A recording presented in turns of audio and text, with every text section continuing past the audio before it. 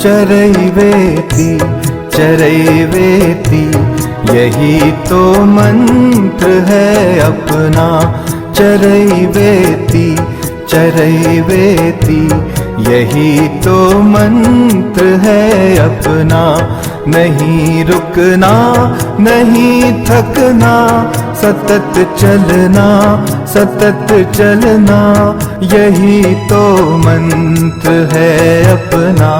शुभंकर मंत्र है अपना।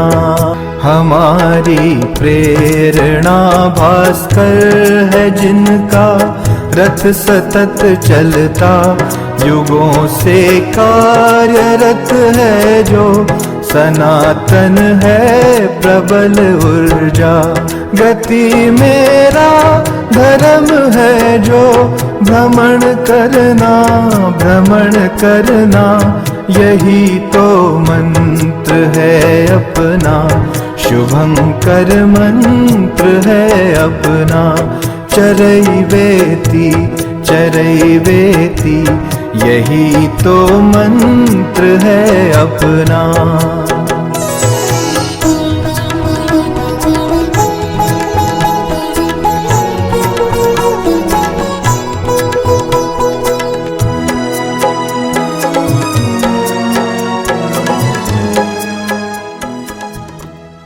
के लिए आए सभी श्रोताओं का मैं समिति की ओर से हार्दिक स्वागत करता हूं, अभिवादन करता हूं।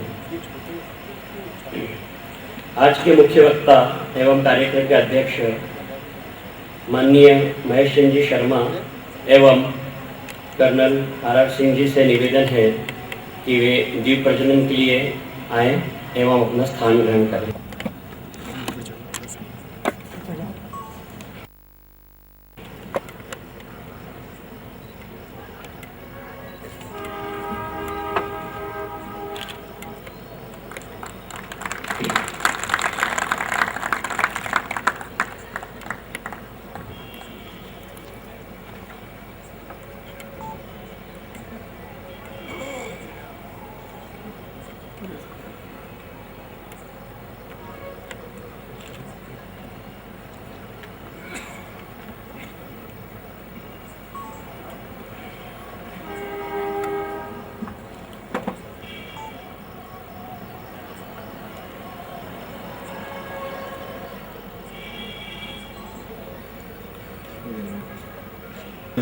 नीमदेवकर को।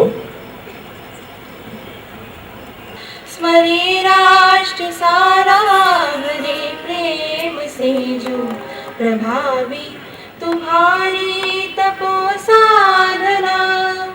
अति व्याकुला बुद्धि से गाओ कैसे, यशोगान की गौरवाला पना।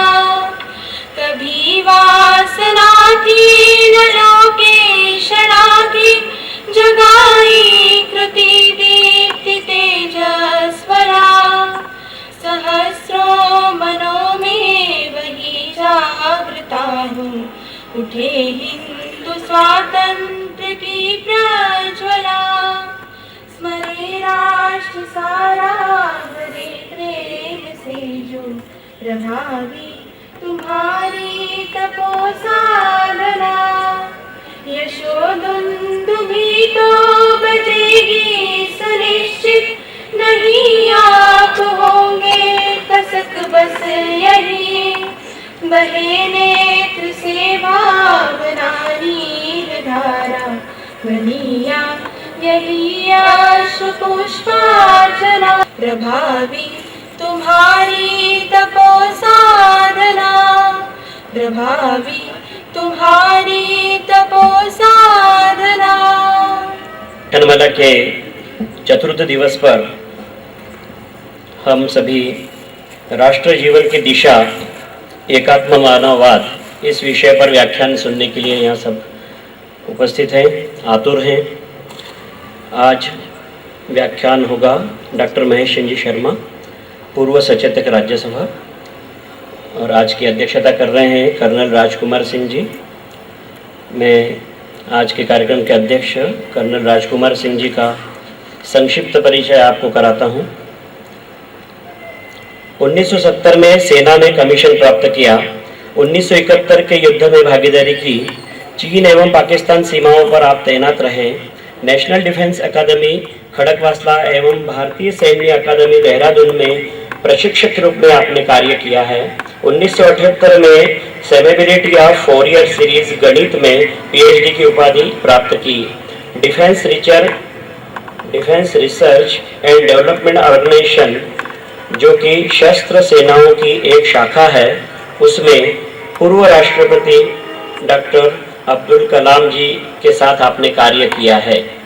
यह हमारा सौभाग्य है कि ऐसे कर्नल राजकुमार सिंह जी हमें आज अध्यक्षता के लिए उपलब्ध हुए हैं। इसी प्रकार आज के मुख्य वक्ता श्री महेश चंद्र जी शर्मा, आपका भी हमें परिचय जो उपलब्ध हुआ है उसका पूरा यहाँ वर्णन करना अभी मेरे लिए संभव नहीं हो पा रहा है। बहुत व्यापक परिचय, विस्तृत परिचय होते हुए भी मैं यहाँ संक्षिप्त परिचय आपका उनसे कराता हूँ। और डॉक्टर महेश सिंह जी शर्मा, आपका जन्म 1948 में चूरू राजस्थान में हुआ। बाल्यकाल से राष्ट्रीय स्वयंसेवक संघ के स्वयंसेवक बने एवं देश सेवा से जुड़ गए। शोधार्थी, लेखक, पत्रकार एवं कवि डॉक्टर शर्मा ने दीनदयाल उपाध्याय जी के दर्शन, एकात्म मानववाद के विभिन्न पहलुओं पर निरंतर कार्य किया। 1974 में आप संघ प्रचारक बने एवं आपातकाल के दौरान जयपुर की जेल में आप निरुद्ध रहे। आपने पंडित दीनदयाल जी उपाध्याय का राजनीतिक जीवन वृत्त, उनके कर्तव्य एवं विचार विषय पर पीएचडी की उपाधि प्राप्त की है। अनेक देशों का आपने इसी उद्देश्य से भ्रमण किया एवं पंडित दीनदयाल जी के दर्शन का सभी ओर प्रचार किया। आप पंडित दीनदयाल जी शोध संस्थान से सक्रिय रूप से जुड़े हैं। संप्रति एकात्म मानव दर्शन अनुसंधान एवं विकास प्रतिष्ठान के आप संस्थापक अध्यक्ष हैं। आप स्वदेशी जागरण मंच संचालन समिति के सदस्य भी हैं। पूर्व में आप राज्यसभा के सदस्य एवं मुख्य सचेतक इस दायित्व का निर्वाह कर चुके हैं। यह हमारा सौभाग्य है कि आज ऐसे विद्वान वक्ता हमें उपलब्ध हुए हैं। अतिथि द्वय का परिचय होने के उपरांत मैं पुरस्कार वितरण हेतु कुछ नामों का यहाँ उल्लेख करूंगा। विगत दिनों कुछ प्रतियोगिताएं समिति द्वारा संपन्न की गई हैं। उनमें प्रतिदिन कुछ पुरस्कारों का वितरण यहाँ किया जा रहा है। तत्कालिक भाषण एवं निबंध लेखन इस संबंधी पुरस्कारों का वितरण अभी यहाँ होगा। उसके पूर्व मैं एक स्वागत की औपचारिकता पूर्ण करने हेतु आमंत्रित करता हूँ समिति के सदस्य श्री राजेश जी शर्मा को वे मंच पर आए एवं आज के कार्यक्रम के अध्यक्ष श्री राजकुमार सिंह जी का पुष्पहार से स्वागत करें। आज के मुख्य वक्ता श्री महेश सिंह जी शर्मा का स्वागत करने हेतु मैं आमंत्रित करता हूँ समिति के हमारे सदस्य श्री मुकेश जी लड्ढा को।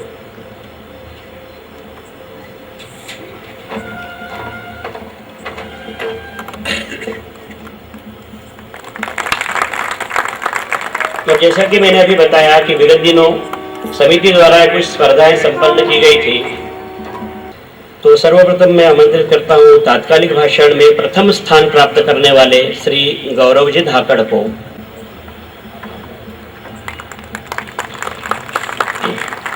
इसी प्रकार इसी स्पर्धा में अर्थात तात्कालिक भाषण प्रतियोगिता में द्वितीय स्थान प्राप्त किया है श्री उत्तम जी मीणा ने। आपसे निवेदन है कि आप मंच पर आएं एवं अपना पुरस्कार ग्रहण करें।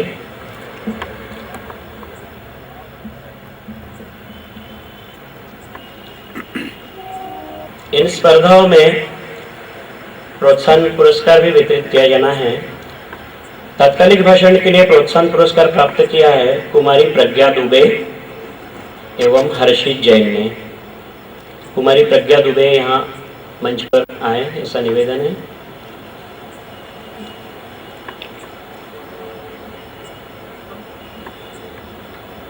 प्रज्ञा दुबे एवं हर्षित जी जैन।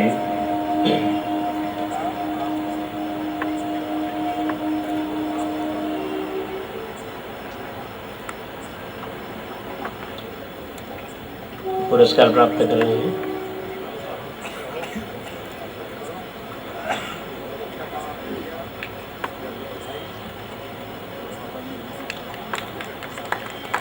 करतल ध्वनि से उत्साहवर्धन करें। इसी प्रकार निबंध लेखन स्पर्धा भी समिति द्वारा संपन्न की गई थी, उसका एक पुरस्कार देना शेष रहा है। प्रोत्साहन पुरस्कार कुमारी ऋचा बेडेकर इन्हें प्राप्त हुआ है। कुमारी ऋचा बेडेकर, आपने निबंध लेखन स्पर्धा में सहभागिता की एवं प्रोत्साहन पुरस्कार प्राप्त कर रही हैं।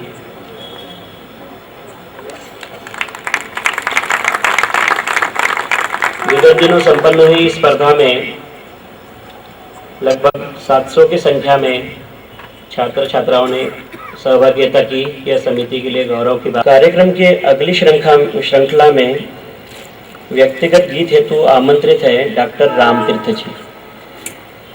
धरा परिवार हमारा, हिंदू का यह विशाल चिंतन, इस वैश्विक जीवन दर्शन से मानव जाति होगी पावन। वसुंधरा परिवार हमारा, अखिल विश्व के पथ दर्शन की, मुनि जन संतों की अभिलाषा, बंधु भाव से सब जग जोड़े, वेदों और गीता की भाषा, समरसता मंत्र के नाद से हम भर देंगे सारा त्रिभुवन, हम भर देंगे सारा त्रिभुवन, इस वैश्विक जीवन दर्शन से मानव जाति होगी पावन। वसुंधरा परिवार हमारा, वसुंधरा परिवार हमारा। एक सुंदर गीत की प्रस्तुति डॉक्टर रामतीर्थ जी ने की। आज के व्याख्यान के लिए हम सभी आतुर हैं। सबके सर्वांगीण उन्नति, भारत का चिंतन दर्शन, अंतिम व्यक्ति का विकास, ऐसी एकात्म मानववाद की अवधारणा, इन सभी बातों पर अपने विचार प्रतिपादित करने हेतु मैं आमंत्रित करता हूं आज के मुख्य वक्ता डॉक्टर महेश चंद्र शर्मा को। ये लाइट एकदम आंख पर आ रही है ना?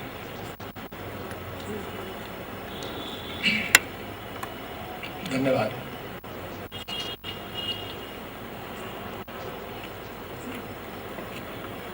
डॉक्टर हेडगेवार स्मृति व्याख्यान के चतुर्थ दिवस के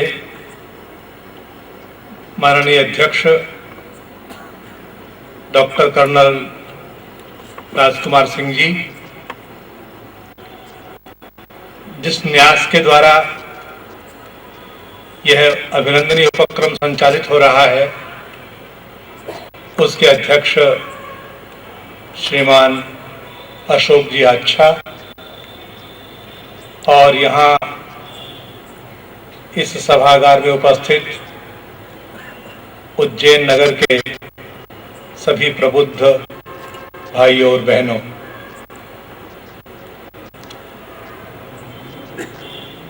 अभी 10 दिन पहले ही वर्ष प्रतिपदा डॉक्टर केशवराम हेडगेवार का जन्मदिन डॉक्टर हेडगेवार का रेखांकनीय वैशिष्ट्य यदि कोई रहा तो वह यह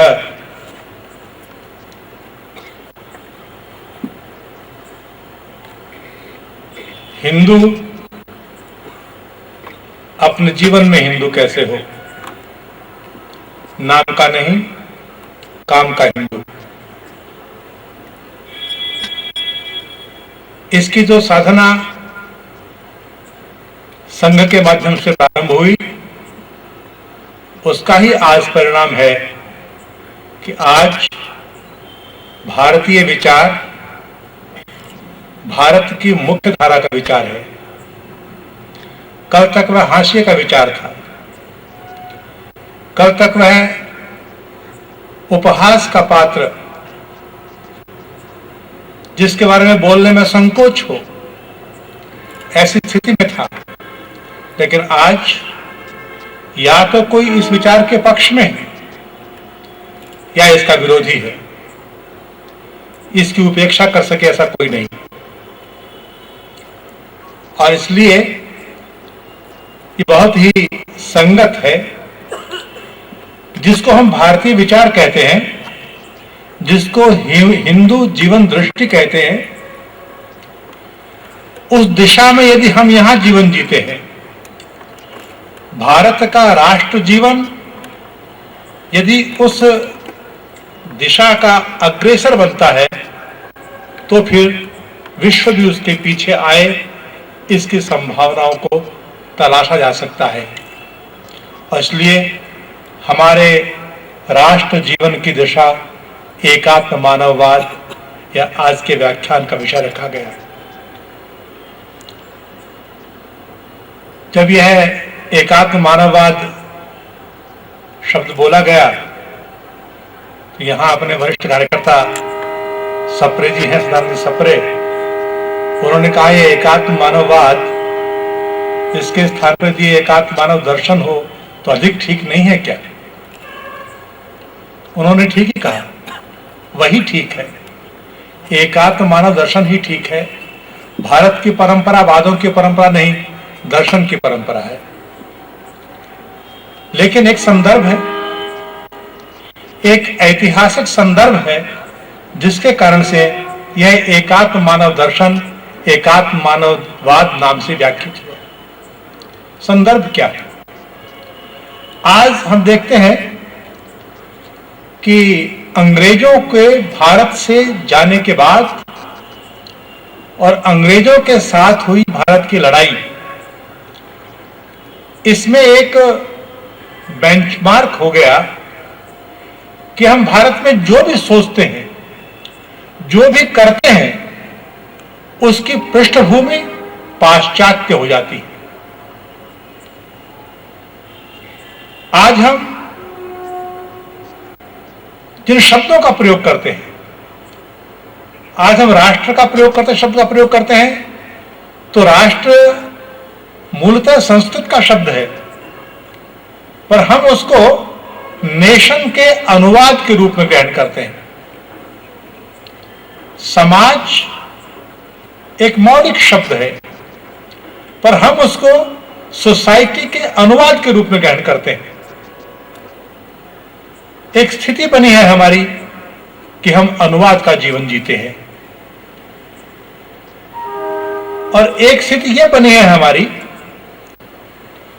कि हम पश्चिम की नजर से, यूरोप की नजर से दुनिया को देखते हैं। और ये नजर कितनी ऐसी है कि खुद को मन में हंसी आए और शर्म भी आए कि ऐसे हम कैसे हो गए। यूरोपीय दृष्टि कैसे हमारे सर पर छाई हुई है। मैं आपको एक उदाहरण देता हूं। मैं राजनीति विज्ञान का विद्यार्थी हूं।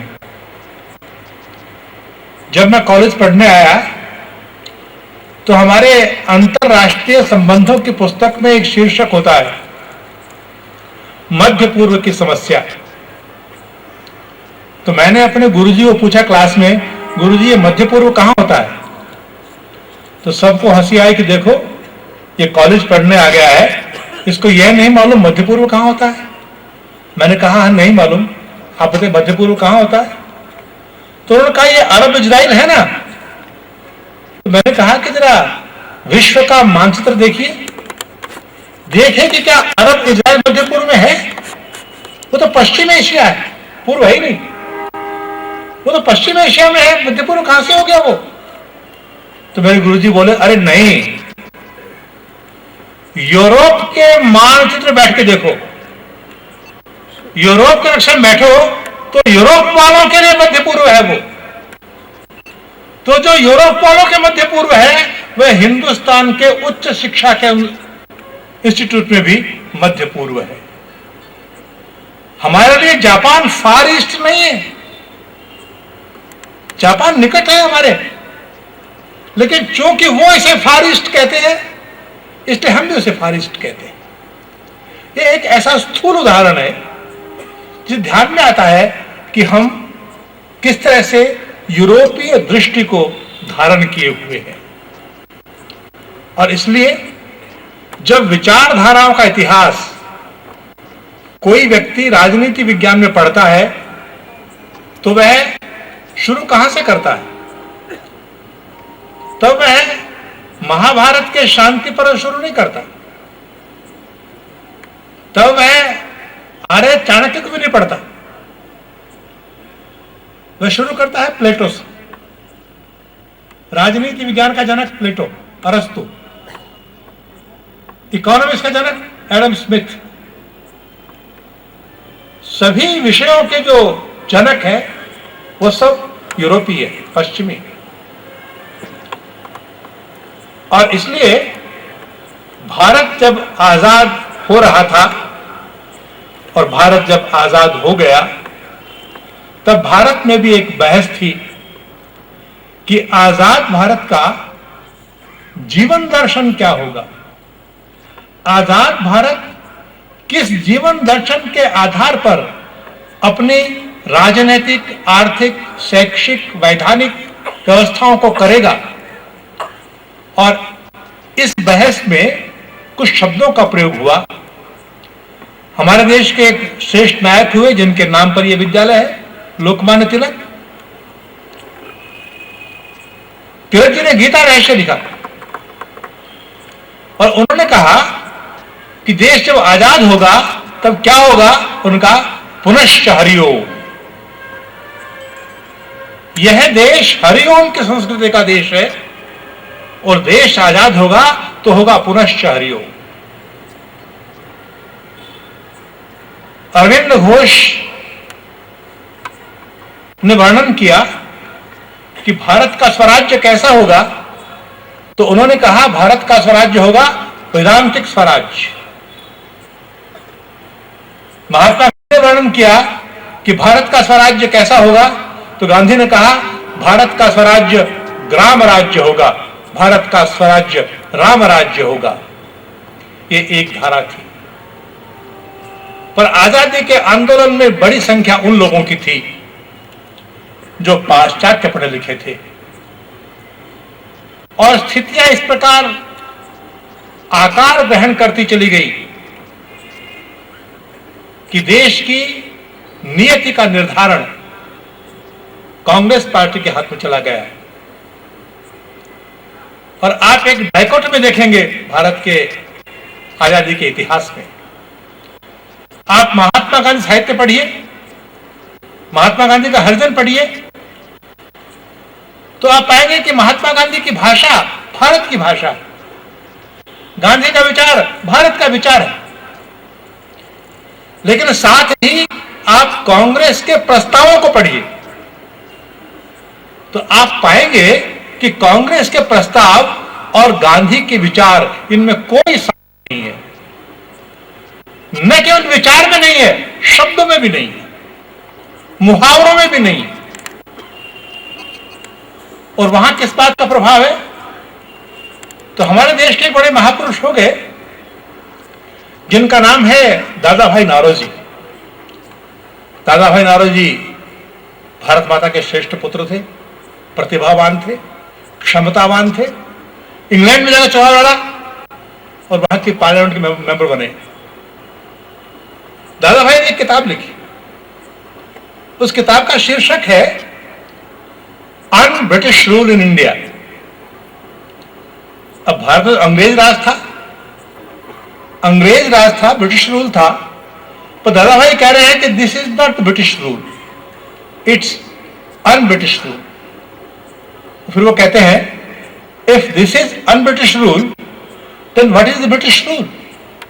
तो उन्होंने कहा ब्रिटिश रूल वो है जो ब्रिटेन में, इसलिए जिस तरह की पार्लियामेंट ब्रिटेन में है, वी नीड दैट पार्लियामेंट। जैसी डेमोक्रेसी ब्रिटेन में है, वी नीड दैट डेमोक्रेसी। जैसी जुडिशरी वहां है, वी नीड दैट। तो उन्होंने कहा कि जो भारत में है, this is not British rule but it's British imperialism.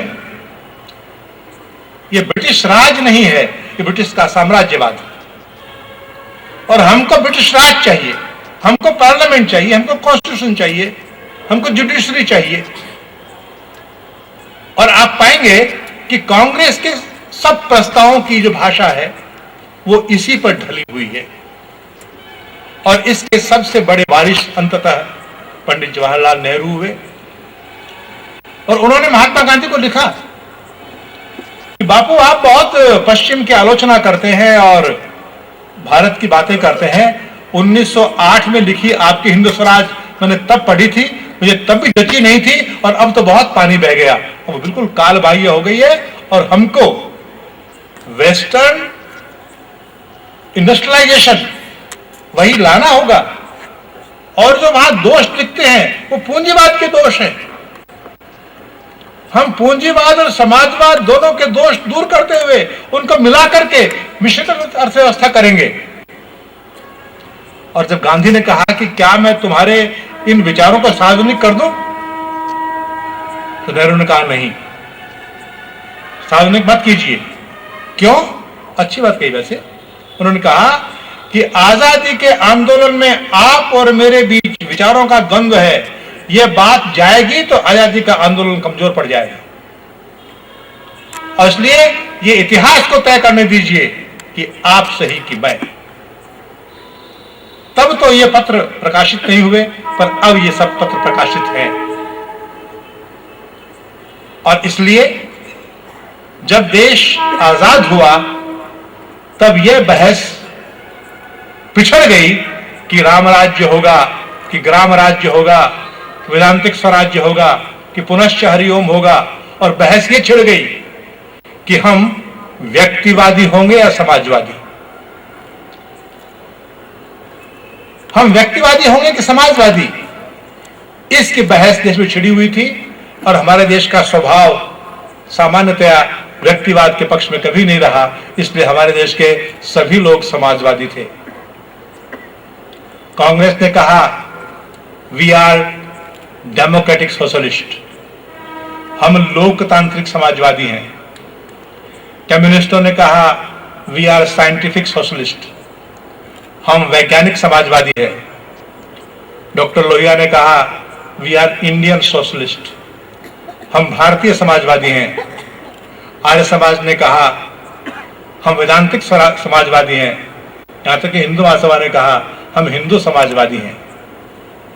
तो एक प्रकार से यह माना गया कि व्यक्तिवाद पूंजीवाद तो भारत को स्वीकार नहीं है, पर हां समाजवाद किसी किसी रूप में हमको स्वीकार होना चाहिए। तो भी यह बहस थी। और इस बहस को आजादी के बाद जब आगे बढ़ाया जा रहा था, तब देश की राजनीति में एक महापुरुष ने हस्तक्षेप किया। उसका नाम था पंडित दीनदयाल उपाध्याय। दीनदयाल जी ने सवाल खड़ा किया कि हमने विदेशी अंग्रेज को भगा दिया, हमारी ऐसी क्या मजबूरी है कि हम पश्चिम में जिनकी बहस हुई ऐसे दो विचारों में से किसी एक को अपनाएं। व्यक्तिवाद और समाजवाद की जो पश्चिम की बहस है, यह लगभग 300 वर्ष की बहस है। इस 300 साल की डिबेट में एक भी भारतीय शामिल नहीं है। और ये पूरी डिबेट पश्चिम की परिस्थिति और पश्चिम के इतिहास के साथ जुड़ी हुई है, जो परिस्थितियां हमारे यहां नहीं। जिस बहस में एक भी भारतीय शामिल नहीं, ऐसा विचार हम क्यों अपनाएं? तो उन्होंने कहा हमको विचारधाराओं को जानना चाहिए। पश्चिम का उन्होंने विश्लेषण किया और पश्चिम में जिसे कहते हैं मॉडर्न पॉलिटिकल थॉट, जो आधुनिक राजनीतिक विचार है, इसकी शुरुआत कहां से होती है?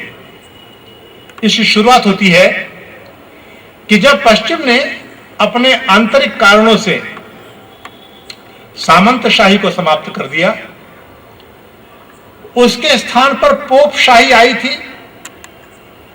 उस पोपशाही ने पश्चिम के राजनीति विज्ञान को एक नया शब्द दिया और वह शब्द था थियोक्रेसी, अर्थात द रूल ऑफ दी, भगवान का राज। भगवान का राज जो पोप के माध्यम से, चर्च के माध्यम से होता है, उसे थियोक्रेसी कहा गया है। तो फ्यूडलिज्म के बाद एक नया शब्द पश्चिम की राजनीति में आया जिसे थियोक्रेसी कहा गया। यह थियोक्रेसी बहुत भयानक थी, इतनी भयानक थी कि ईसा मसीह को तो करुणावतार कहते हैं। ईसा मसीह के बारे में कहते हैं कि वो इतने अहिंसक और इतने करुणावान व्यक्ति थे कि उनके वक्षस्थल पर कोई फोड़ा हो गया, उस फोड़े में कीड़ा पड़ गया और वह धूप में बैठे थे तो कीड़ा बाहर आके गिर गया, तो कीड़े को उठाया और अपने वक्ष पर रख लिया। किसी ने पूछा क्या कर रहे हो भैया महाराज? तो ईसा मसीह बोले कि इसका खाना, इसका भोजन यही है, मुझे खाने का अधिकार है तो इसको भी खाने का अधिकार है। जिन्होंने उनको मारा उनके बारे में उन्होंने कहा, प्रभु इन्हें क्षमा करना, ये नहीं जानते कि ये क्या कर रहे हैं। तो किसी ने कहा जानते क्यों नहीं, तुमको मार रहे हैं? बोले नहीं, ये अपने दुश्मन को मार रहे हैं, मैं दुश्मन तो हूं नहीं इनका। ऐसा वर्णन ईसा मसीह के बारे में है। और उन ईसा मसीह के नाम पर राज कैसा हुआ? राज ऐसा हुआ कि यह कहा गया कि जो बाइबल में लिखा है वो सच है, जो नहीं लिखा बाइबल में वो झूठ है, और जो झूठ का प्रचार करता है वो सजाए मौत का अधिकारी है। आपने सबने कहानी सुनी गैलीलियो की, कि गैलीलियो ने अनुसंधान पूर्वक यह अनुभव किया कि धरती चपटी नहीं है, गोल है। उसने अनुभव किया कि हमको दिखता तो ऐसा है कि सूर्य उदय होता है, सूर्य अस्त होता है, पर वास्तव में सूर्य चक्कर नहीं काटता है, धरती चक्कर काटती है सूर्य चारों तरफ। वह बोला गया तो कहा गया कि ये तो ईश निंदा कर रहा है, ईसा मसीह ने कहा ही नहीं है। तो उन पर मुकदमा चला, कोर्ट ने सजाए मौत सुनाया उनको। तो किसी ने कहा कि क्यों मरते हो, कह दो ना कि चपटी है। तो उसने कहा ठीक है जी, कोर्ट कहती है कि वो गोल नहीं है तो गोल नहीं है, मैं क्या कर सकता हूं। पर वो वैज्ञानिक था, जब कोर्ट उठी तो उठते उठते बोला मेरे कहने से क्या होता है, वो गोल है तो गोल है ही। उस गैलीलियो को फांसी सजा, और उस वक्त सजा को जो पढ़ेंगे इतिहास में तो रोंगटे खड़े हो जाएंगे। कैसे सजा है कि आवक्ष व्यक्ति को जमीन में डाल दिया, पत्थरों से टांग से बांधकर लटका दिया पेड़ पर और नीचे आग लगा दी। इस प्रकार के सफोकेटिव वातावरण में जब पश्चिम के लोग थियोक्रेसी को भोग रहे थे तो उन्होंने इसके खिलाफ प्रतिक्रिया की और उन्होंने कहा यदि ये भगवान का राज है, यदि ये भगवान का राज है तो ये नहीं चाहिए। क्या चाहिए? हमें चाहिए इंसान का राज। भगवान का राज थियोक्रेसी है तो इंसान का राज सेक्युलरिज्म। दूसरा विचार आया और कहा कि ये जो सेक्युलरिज्म है यह इस बात को सुनिश्चित करता है कि जो परलोक का राज है, परलोक का राज चर्च करे, पर जो इहलोक का राज, इस धरती का राज, भौतिक राज, मंडेन राज, वह इंसान का होना चाहिए। हमारे यहां तो सेकुलर का अनुवाद धर्मनिरपेक्षता होता है, पर जिस किसी ने अनुवाद किया है वास्तव में वो न जानता है सेकुलरिज्म और न जानता है धर्म। क्योंकि आपने पढ़ा होगा, नहीं तो आप मेरे कहने से जरूर पढ़िएगा। आप किसी भी स्टैंडर्ड इंग्लिश डिक्शनरी में जाकर देखिएगा कि सेकुलर शब्द का अर्थ क्या है। तो वहां लिखा होगा सेकुलर मीन्स वर्ल्डली, यानी सांसारिक, इहलोकीय।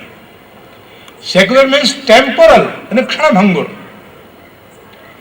सेकुलर मीन्स मंडेन, यानी भौतिक।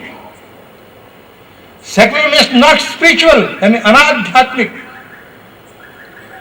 सेकुलर मीन्स नॉट रिलीजियस, पांथिक नहीं। ये सब अनुवाद हैं उसके। धर्मनिरपेक्षता अनुवाद कैसे हुआ? वो इस कारण हुआ कि रिलीजन और धर्म, इसका अर्थ न जानने वाले लोग देश में बुद्धिजीवी बन गए। और सेकुलरिज्म का मतलब होता है कि भौतिक शासक, राज्य का काम भगवान को राजी करना नहीं है। जो राजधर्म है वह लौकिक। इसलिए दीनदयाल जी ने कहा सेकुलरिज्म वही प्रासंगिक है जहां थियोक्रेसी हो। जहां थियोक्रेसी हो वहां सेकुलरिज्म प्रासंगिक है। जहां थियोक्रेसी हो वहां सेकुलरिज्म उचित है। जहां थियोक्रेसी हो वहां सेकुलरिज्म चाहिए। पर जहां थियोक्रेसी नहीं हो, न थियोक्रेसी हो न थियोक्रेसी की मांग हो, वहां सेकुलरिज्म कैसे? वहां सेकुलरिज्म की क्या जरूरत है? भारतवर्ष में राजा का धर्म वह नहीं माना गया जो पुरोहित का है, जो पुजारी का है। राजा का धर्म तो लोक रंजन है, प्रजा पालन है। राजा का धर्म तो इहलोकीय है, परलोकीय नहीं है। और इसलिए भारतवर्ष में कभी मंदिर का राज की चर्चा नहीं हुई, पुरोहित राजा बने इसकी चर्चा नहीं हुई, किसी ने मांग नहीं की, कोई बोला नहीं। और यहां कोई एक प्रकार की उपासना पद्धति नहीं, यहां कोई एक प्रकार की किताब की पूजा पद्धति नहीं। तो जहां एक प्रकार की किताब की पूजा पद्धति नहीं है, जहां एक प्रकार की पुस्तक को मान्यता नहीं है, जहां कहीं मंदिर, गुरुद्वारा, लालद्वारा के राज की चर्चा नहीं है, वहां पर सेकुलरिज्म का क्या मतलब है?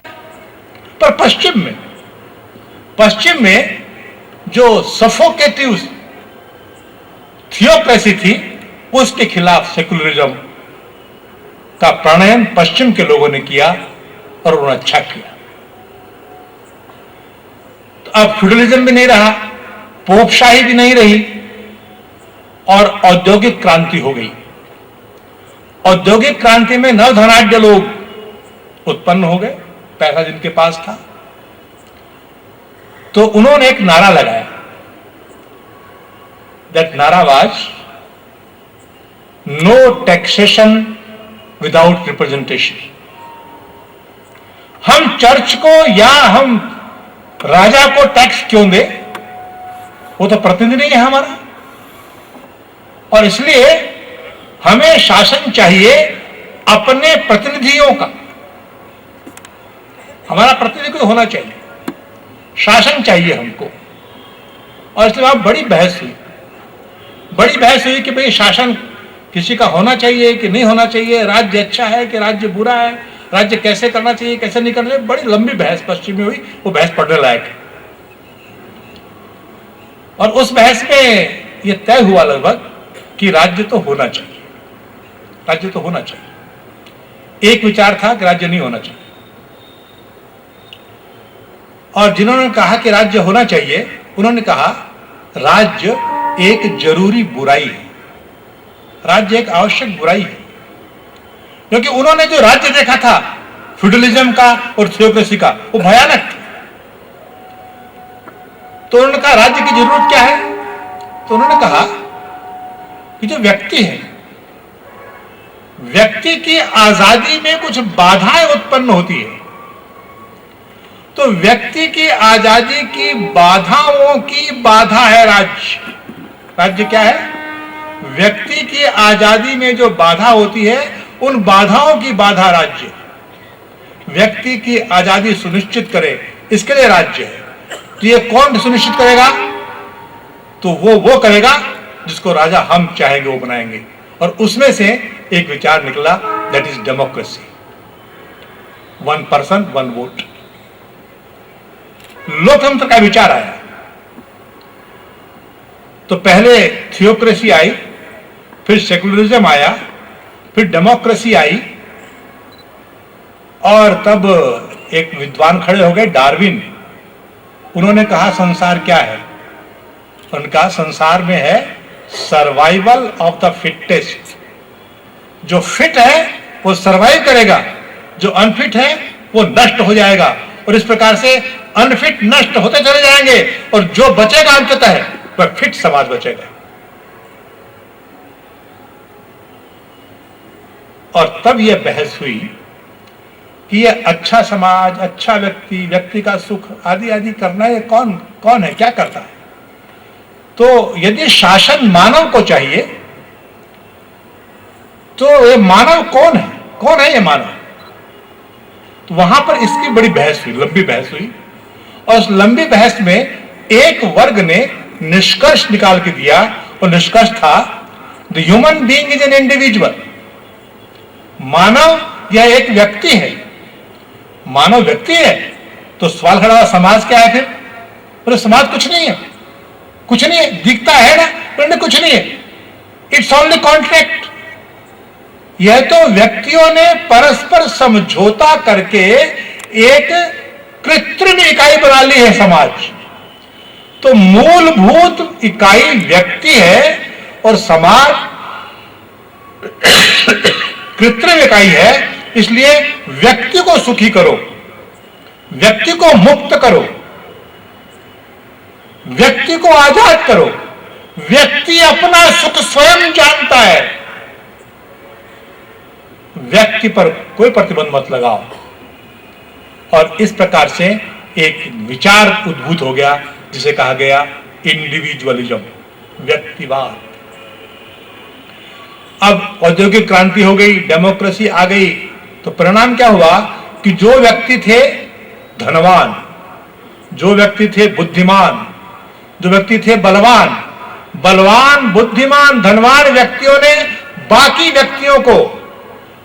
व्यक्तियों को अपना दास बना लिया, गुलाम बना लिया। औद्योगिक क्रांति में विषमता फैली, एक और अट्टालिकाएं, दूसरी ओर जिनका पेट और पीठ एक हो गए हैं।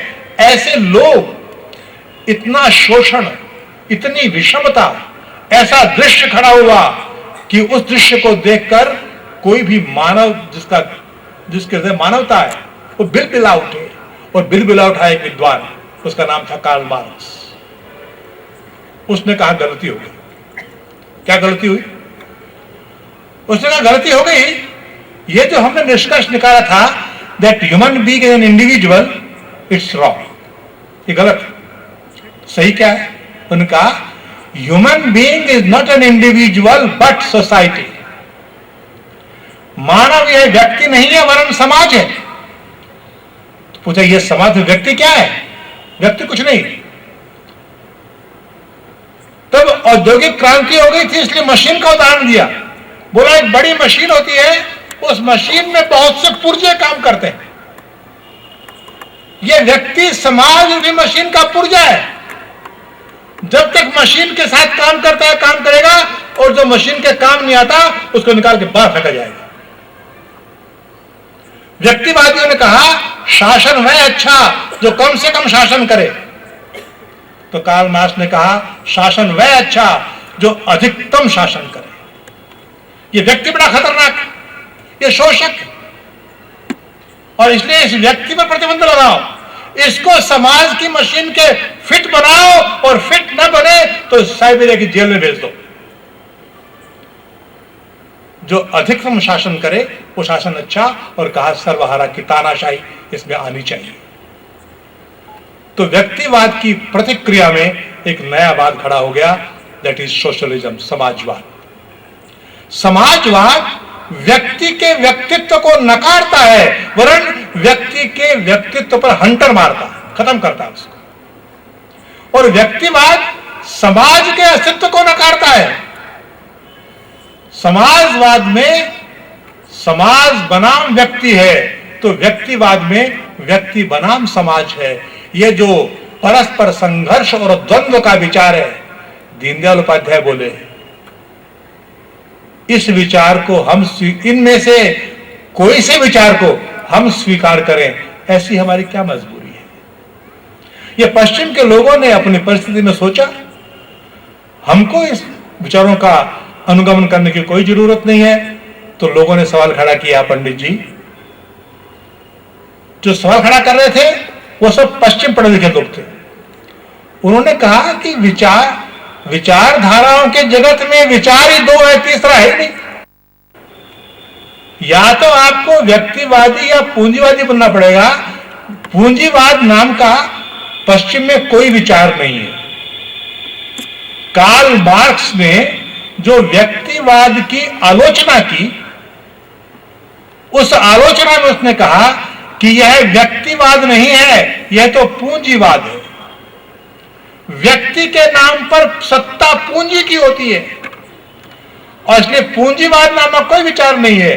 व्यक्तिवाद की टीका करते हुए कार्ल मार्क्स ने उसे पूंजीवाद कहा, और कार्ल मार्क्स जो किताब है उसका नाम भी पूंजी। तो व्यक्तिवाद और समाजवाद के नाम के दो कॉन्फ्लिक्टिंग विचार ये पश्चिम से हमारे यहां आए थे, और हमारे सब विद्वान लोग क्योंकि पश्चिम पढ़े लिखे थे, तो वो यही बहस कर रहे थे कि हम दोनों में से किसी एक को चुने या दोनों को मिलाकर चुने। जैसे जवाहरलाल जी ने कहा कि हम समाजवाद की तानाशाही को नकारते हैं और व्यक्तिवाद के शोषण को नकारते हैं। व्यक्तिवाद के शोषण का निषेध और समाजवाद की तानाशाही का निषेध, और इसलिए हम अपने इन दोनों को मिलाकर मिक्स करके बनाते हैं डेमोक्रेटिक सोशलिज्म। तो दीनदयाल जी ने कहा कि हम विचार करें, हम सोचें कि जिन सवालों से पश्चिम के विद्वान जूझे, क्या वे सवाल भारतीय मनीषा के सामने कभी खड़े नहीं हुए? क्या भारतीय मनीषा ने उन पर कभी विचार नहीं किया, कभी सोचा नहीं? तो इसका जवाब कोई देने को तैयार नहीं था, क्योंकि उनमें से कोई भारतीय शिक्षा से तो शिक्षित था नहीं। और दीनदयाल जी ने कहा कि हम न इस विचार के अनुयायी बने, न उस विचार के अनुयायी बने, हम इस विचारों की बहस को आगे बढ़ाएं।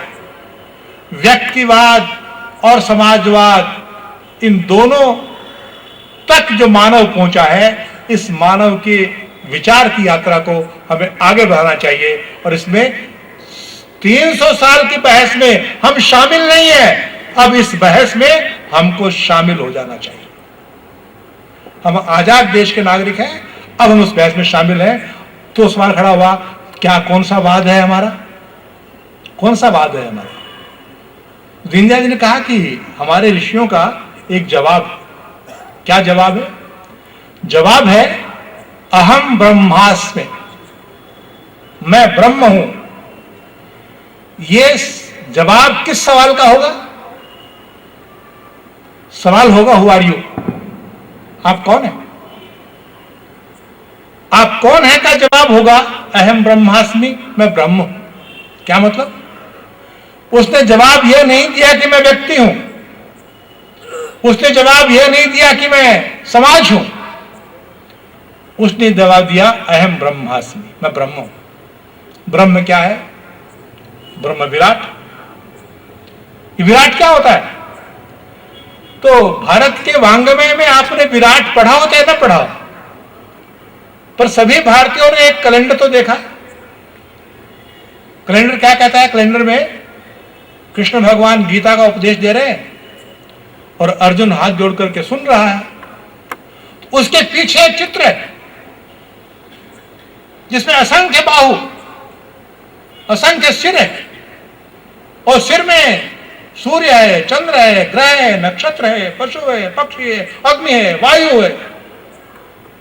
ये विराट है, ये विराट पुरुष है। तो विराट पुरुष की अवधारणा क्या है, ब्रह्म की अवधारणा क्या है? तो दीनदयाल जी कहते हैं कि भारत में कभी यह नहीं माना गया कि मैं केवल व्यक्ति हूं, और यह भी नहीं माना गया कि मैं केवल समाज हूं। भारत का व्यक्ति समाज का अभिन्न हिस्सा होता है। इंडिविजुअल शब्द का अर्थ तो पता नहीं क्या होता है, पर हिंदी का शब्द है व्यक्ति। व्यक्ति का मतलब क्या होता है? व्यक्त करने वाला। जो व्यक्त करता है वो व्यक्ति होता है। अभिव्यक्त करता है, जो अभीष्ट व्यक्तन करता है वो अभिव्यक्ति होती है। तो मैं क्या व्यक्त करता हूं? मैं व्यक्त करता हूं, मैं 5 फुट 11 इंच का शरीर व्यक्त करता हूं। मेरा नाम महेश है, मैं नाम व्यक्त करता हूं। मेरी भाषा है, मेरी भूषा है, मेरा स्वाद है, मेरा रस है, मेरा रंग है, ये सब व्यक्त करता हूं। तो ये मेरा शरीर, मेरी भाषा, मेरी भूषा, मेरा स्वाद, मेरी पसंद, मेरी नापसंद, ये सब कहां से प्राप्त की मैंने? ये सब मैंने अपने समाज से प्राप्त की। यदि मुझ व्यक्ति में से मेरे समाज को निकाल दो तो क्या बचेगा मुझ में? मेरा नाम महेशचंद्र मेरे समाज के कारण है। मेरी भाषा जो बोल रहा हूं मेरे समाज के कारण है। तो धारण की ये भूषा मेरे समाज के कारण है। तो व्यक्ति में से व्यक्ति क्या व्यक्त करता है? तो दीनदयाल जी ने कहा, हर व्यक्ति अपनी समष्टि को व्यक्त करती है। व्यक्ति के नाते हम खड़े हो जाएं यूरोप के किसी देश में, हमारा रूप रंग देखकर कोई क्या कहेगा? कहेगा ये व्यक्ति है? ना, कहेगा ये एशियन है, भारतीय। क्यों? इसकी भाषा भूषा रूप रंग कहते हैं। तो हर व्यक्ति अपनी समष्टि को व्यक्त करती है। इसलिए कभी भी व्यष्टि और समष्टि को पृथक नहीं किया जा सकता। व्यष्टि और समष्टि एक ऐसी इकाई है जैसे एक सिक्के के 2 पहलू होते हैं।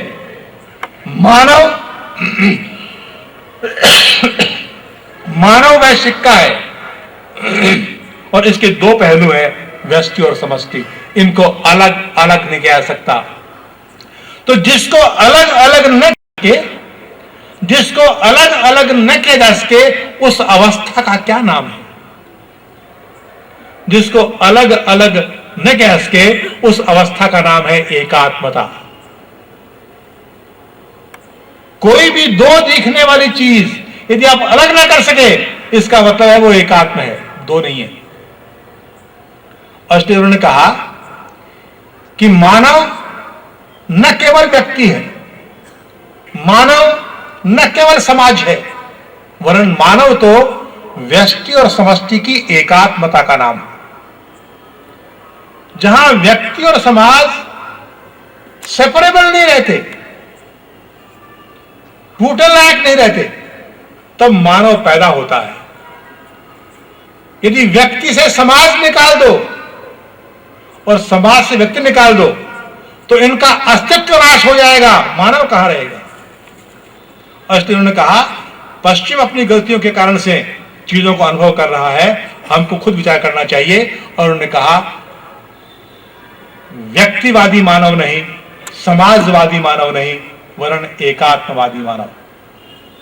मानव एकात्म है। और इसलिए जैसे पश्चिम ने सोचा कि मानव को सुखी करने के लिए व्यवस्थाएं करनी है, तो व्यक्तिवादियों ने कहा व्यक्ति को सुखी कर दो, मानव सुखी हो जाएगा।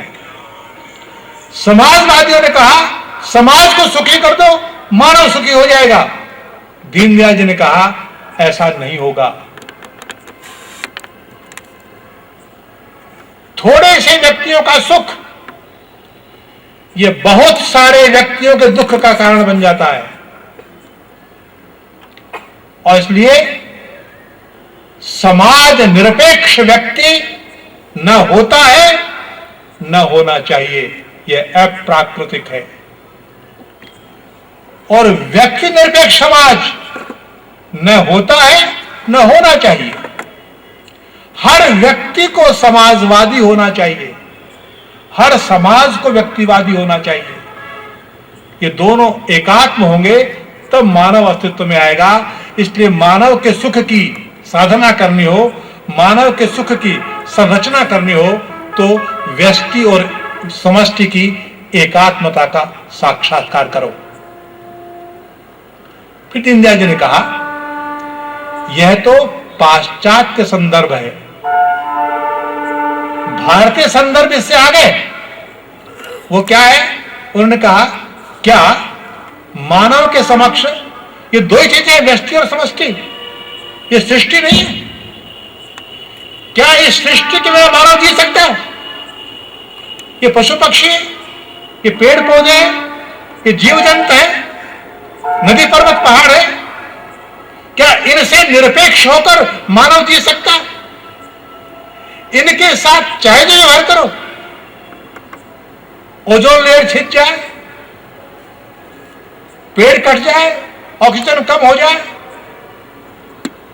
छेड़छाड़ इतनी हो कि सुनामी आने लगे, धरती कांपने लगे, तो दीनदयाल जी ने कहा कि पश्चिम ने नहीं सोचा, ये उनकी गलती है, पर हम भारत में बैठे हैं।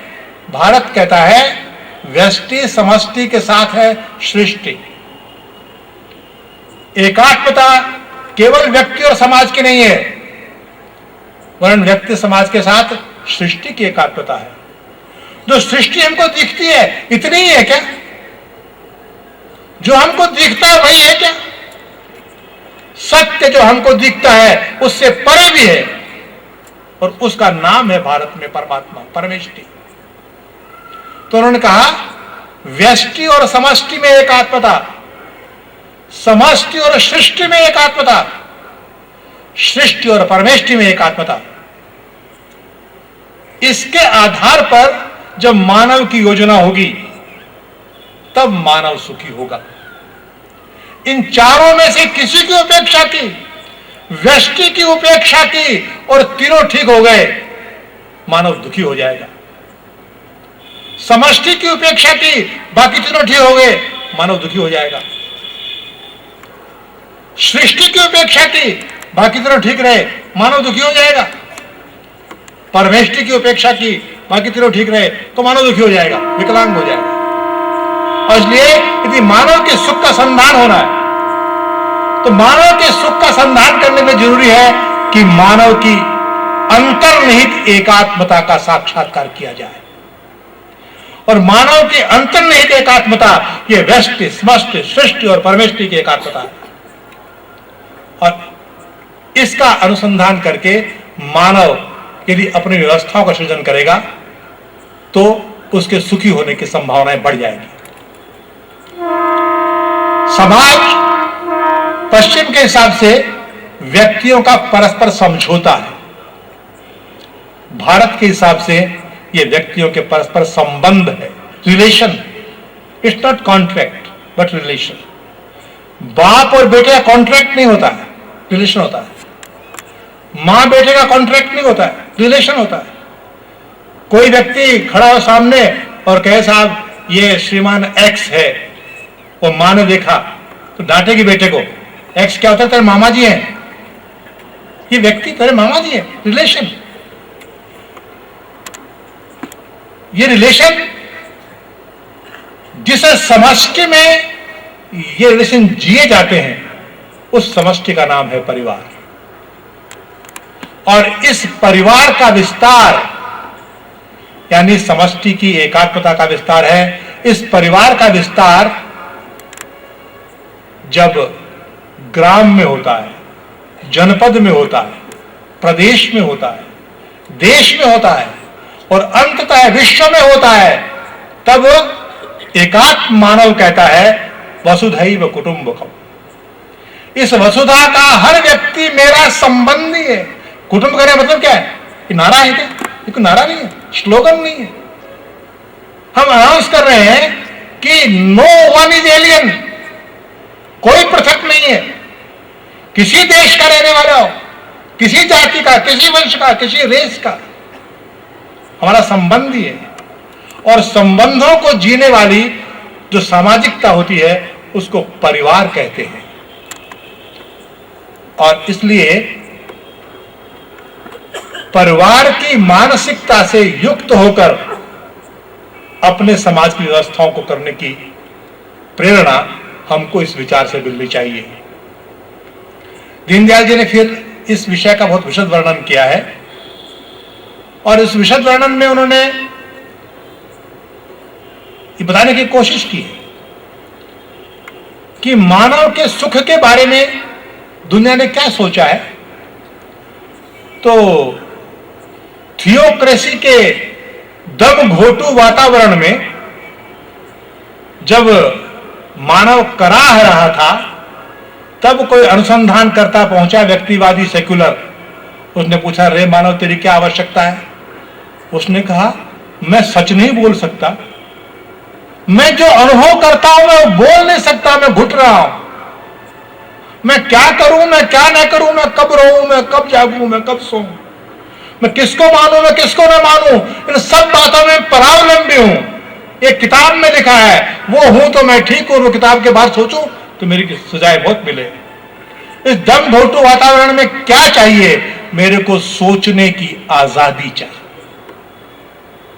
तो व्यक्तिवादियों ने कहा, मानव के सुख का अमोघ मंत्र है विचारों की आजादी, अभिव्यक्ति की आजादी, करने की आजादी, व्यक्ति स्वातंत्र। व्यक्ति स्वातंत्र ही एक वह मूल मंत्र है कि वह यदि प्राप्त हो जाए तो मानव सुखी हो जाएगा।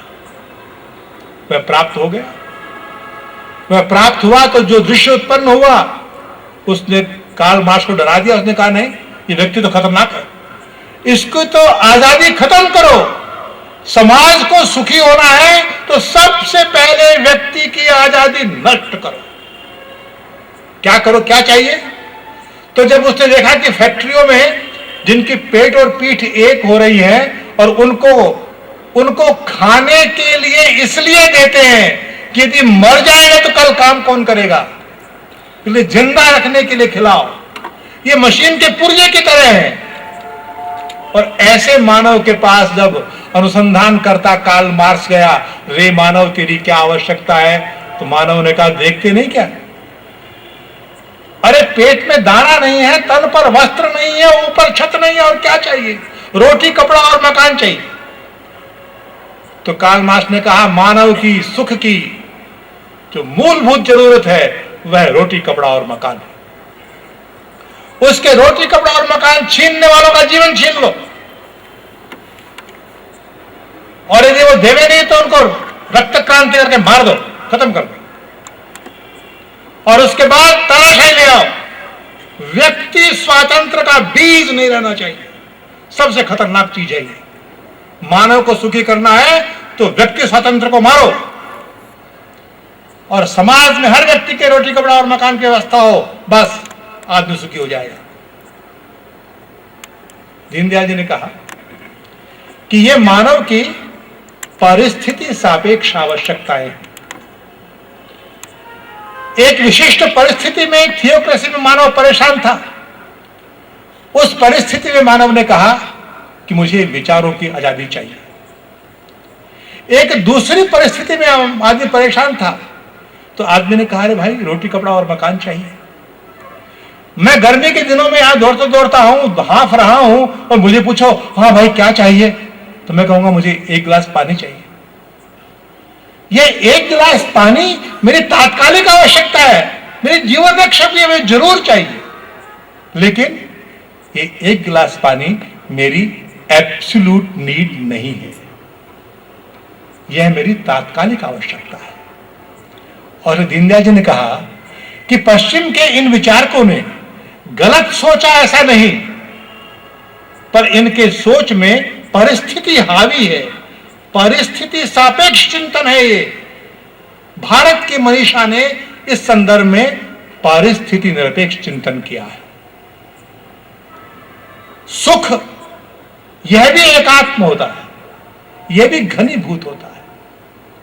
और इसलिए दीनदयाल जी कहते हैं कि वह जो विराट पुरुष है, जिस विराट पुरुष में व्यष्टि, समष्टि, सृष्टि और परमेष्टि की एकात्मता है, जिस विराट पुरुष में व्यष्टि, समष्टि, सृष्टि और परमेष्टि की एकात्मता है, उस विराट पुरुष का सुख उसके 4 पुरुषार्थों में है। और वे 4 पुरुषार्थ है धर्म, अर्थ, काम और मोक्ष। मानव की परिस्थिति निरपेक्ष आवश्यकता है कि उसे धर्म प्राप्त होना चाहिए, उसे अर्थ प्राप्त होना चाहिए, उसे काम प्राप्त होना चाहिए, उसे मोक्ष प्राप्त होना चाहिए। इन चारों में से कुछ भी कम रहा, सुखी नहीं होगा। कैसे प्राप्त होगा? धर्म का अर्थ वहां रिलीजन नहीं, तो कौन कैसे क्या होगा? तो उन्होंने कहा कि मान लीजिए आप गली में जाएं और गली का जरा पालतू पशु होता है कुत्ता, उसको आप 8 रोटियां फेंक दीजिए, तो क्या 4 कुत्ते 2-2 बांट लेंगे? 2-2 नहीं बांट सकते, वो लड़ेंगे। जो ताकतवर होगा वो ज्यादा ले जाएगा, कमजोर होगा वो कम खाएगा। क्या क्या क्या चक्कर क्या हुआ? क्या दिक्कत हुई? उनको धर्म नहीं पता, उनको 8 की गिनती नहीं आती, 8 को 4 में बांटना नहीं आता। तो दीनदयाल जी ने कहा कि यह जो ज्ञान है, नॉलेज, कि मेरा कर्तव्य क्या है और क्या नहीं, हमारे साधन क्या है और क्या नहीं, इन साधनों का वितरण कैसे करें कैसे न करें, इसका बोध जो जगाता है हर परिस्थिति में, उसको धर्म कहते हैं। व्यक्ति का धर्म है, समाज का धर्म है, अध्यापक का धर्म है, पिता का धर्म है, पुत्र का धर्म है, पति का धर्म है। सबका एक ही है क्या? नहीं, सबका अलग अलग। तत्व धर्म एक है। इसलिए सबसे पहली आवश्यकता आदमी को विचार बाद में, रोटी कपड़ा और मकान भी बाद में, पहली आवश्यकता है धर्म। और इस धर्म की आवश्यकता को पूर्ण करने वाला सूत्र दिया उन्होंने, थोड़ा मैं आगे बताऊं उसके बारे में। धर्म की आवश्यकता पूर्ण होने पर व्यक्ति अपनी अर्थ की आवश्यकता को सुखपूर्वक जी सकता है। जैसे मान लीजिए कि अभी हम बाहर जाएं और चाट पकौड़ी की अच्छे ठेला लगाओ, कचौरी विचौरी बिक रही हो, मन को लगे खाना चाहिए, तो अपन ने एक कचौरी खा ली, अच्छा लगा तो दूसरी भी मांगी, दूसरी भी खा ली। अब जो दूसरी आप खा रहे हैं तो कुछ बातें तय करनी पड़ेगी आपको। क्या तय करनी पड़ेगी? पॉकेट से पूछना पड़ेगा कि भाई 2 या 3 खा सकते हो क्या? पॉकेट कहते हैं कि नहीं, बस 2 ही खा सकते, तीसरी नहीं खा सकते, क्योंकि पॉकेट 10 रुपए ही है। तो यदि पॉकेट से पूछे बिना आपने तीसरी खाई तो तीसरी का पैसा कहां से आएगा? चोरी करनी पड़ेगी आपको, लूटना पड़ेगा किसी को। तो अर्थ का नियंत्रण आ गया उपभोग पर। और पेट ने कहा कि भाई ठीक है, पॉकेट तो 3 खा सकती है, पर मैं 3 धारण नहीं कर सकता। 2 खा ली वहां तक ठीक है, तीसरी खाओगे तो पेचिश हो जाएगी, दस्त लगेगी। तो पेट की धारणा शक्ति क्या है, पॉकेट की स्थिति क्या है? धर्म और अर्थ का नियंत्रण जब आपके उपभोग पर होगा तो आपके अर्थ पुरुषार्थ की सिद्धि होगी। आदमी कामनाओं के साथ जीता है। और भारतीय मनोविज्ञान और समाज शास्त्र में काम तत्व बहुत प्रबल है, काम बहुत जोरदार चीज है। आप देखेंगे कि पुरुषार्थों में काम है, और जो हमारे ऋषियों ने मनोविज्ञान में 6 रिपु 6 दुश्मन गिनाए कि हर मनुष्य के भीतर दुश्मन उसके अंदर ही है, बाहर नहीं है, अंदर दुश्मन है। कौन है दुश्मन अंदर? 6 गिन के बताए। काम, क्रोध, मद, लोभ, मोह, मत्सर। काम, क्रोध, मद, लोभ, मत्सर, ये 6 रिपु हैं, दुश्मन है, जो मनुष्य के सुख को आग करते हैं, हर किसी मानव को सुखी होने की इच्छा है, उसको अपने भीतर के इन 6 दुश्मनों को मारना पड़ेगा। अब ये काम दुश्मन है, तो काम सबसे पहले आया दुश्मन, और पुरुषार्थ में नंबर 3 पर आया। तो ये काम जब नंबर 3 पर आता है तो पुरुषार्थ होता है, और नंबर 1 पर आता है तो दुश्मन होता है। मनुष्य की कामनाएं पूरी होनी चाहिए, हर प्रकार की कामना पूरी होनी चाहिए, पर उसकी कामना के लिए कुछ प्री कंडीशन है कि उसकी कामना धर्म के नियंत्रण में पूरी हो, उसकी कामना अर्थ के नियंत्रण में पूरी होनी चाहिए। धर्म और अर्थ से मुक्त होकर जब काली को भी काम को भस्म करने के लिए तीसरी आंख खोलनी पड़ती है, मानव की क्या बिसात, मानव की क्या बिसात है जो काम से लड़ सके। इसलिए ये जो काम है, इस काम से लड़ने में धर्म और अर्थ या आपकी सहायता करते हैं। इनकी सीमाओं में रहकर कामनाओं को पूर्ण करो, और इसी जब व्यक्ति की कामनाएं पूर्ण होगी तब वह कुंठाओं से मुक्त हो जाएगा। व्यक्ति में कुंठा क्या होती है? कुंठा होती है अभाव की, कुंठा होती है प्रभाव की। अभाव और प्रभाव दोनों की कुंठाओं से विगत हो जाए। अभी तो हमारे लोगों ने मान लिया कि व्यक्ति शायद इस जीवन में तो वैकुंठ हो नहीं सकता, इसलिए जब मर जाता है तो कहते हैं वैकुंठवासी हो गया। कोई बूढ़ा आदमी मरता है तो उसके वैकुंठ निकालते हैं, कहते नहीं, ऐसा नहीं, वैकुंठ इसी जीवन में है। विगतस्य कुंठा इति वैकुंठ। अपने जीवन में कुंठाओं को विगत करो, और कुंठाएं अभाव की है, कुंठाएं प्रभाव की है। अभाव और प्रभाव दोनों से मुक्त धर्म अर्थ काम मोक्ष की साधना करो तो मानव सुखी होगा। ये दीनदयाल के विचार नहीं है, ये भारत के विचार है, ये हिंदू समाज के विचार है। और इसलिए दीनदयाल जी ने कहा कि विचारों की आजादी एक परिस्थिति सापेक्ष आवश्यकता है। रोटी कपड़ा और मकान यह एक परिस्थिति सापेक्ष आवश्यकता है, लेकिन हर परिस्थिति में हर स्थिति में मानव को चाहिए ही चाहिए। तो इसका विशद विवेचन करते हुए भारतीय प्रज्ञा ने कहा है कि धर्म अर्थ काम मोक्ष चतुर्विध पुरुषार्थ है, इनकी संपूर्ति होनी चाहिए।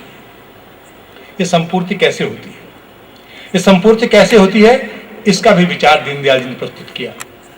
कभी कभी लोग कहते हैं कि एकात्म मानववाद अच्छा विचार तो है, पर ऐसा व्यवहार कैसे हो गया इसका? अर्थ तो होता नहीं। तो एकात्म मानववाद आज भी भारत के जीवन के व्यवहार में है। आज भी कोई मां व्यक्ति नहीं है, कोई पुत्र व्यक्ति नहीं है, कोई पिता व्यक्ति नहीं है, ये संबंध है। बेटा खाना खाता है, मां भूखी रहती है, भूखी मां तृप्त हो जाती है बेटे के खाना खाने से। कैसे होती है? एकात्म। दूसरे का दुख आपको दुखी करता है, दूसरे का सुख आपको सुखी करता है, यह आपके जीवन की एकात्मता को व्यक्त करता है। और इसलिए इस प्रकार की स्थिति मानव प्राप्त कर सकता है जिसमें सबके सुख दुख साझे हो जाए। ये रिश्तों के कारण होते हैं। ये रिश्ते किस प्रकार से कार्य करने पर संचालित होते हैं, इसका दीनदयाल जी वर्णन करते हैं। वर्णन करते हैं कि जिसको व्यष्टि कहा है, ये व्यष्टि क्या है? आदमी सुखी होगा, व्यक्ति सुखी होगा, यानी क्या सुखी होगा? तो अच्छा खाना खाया सुखी हो जाएगा? अच्छा खाना खाया पर अपमान होता है, सुखी हो जाएगा क्या? अच्छा खाना खाया, सम्मान भी मिल जाता है, लेकिन अकेला है, कोई पूछने वाला नहीं, कोई प्यार नहीं करता उसको, सुखी हो जाएगा? तो उन्होंने कहा व्यक्ति को पहचानना चाहिए, और व्यक्ति को पहचानते हुए भारत के मनीषा ने कहा है तन मन बुद्धि और आत्मा का समुच्चय है व्यक्ति। क्या है? तन मन बुद्धि और आत्मा का समुच्चय है व्यक्ति। व्यक्ति को सुखी होना है तो सुख के लिए तो इंद्रिय सुख बोलते हैं। सुख का मतलब क्या है? सुख की परिभाषा है अनुकूल वेदनीयम सुखम, प्रतिकूल वेदनीयम दुखम। आपको जो इंद्रियां हैं उसमें जब वेदना अनुकूल होती है आपको अच्छा लगता है।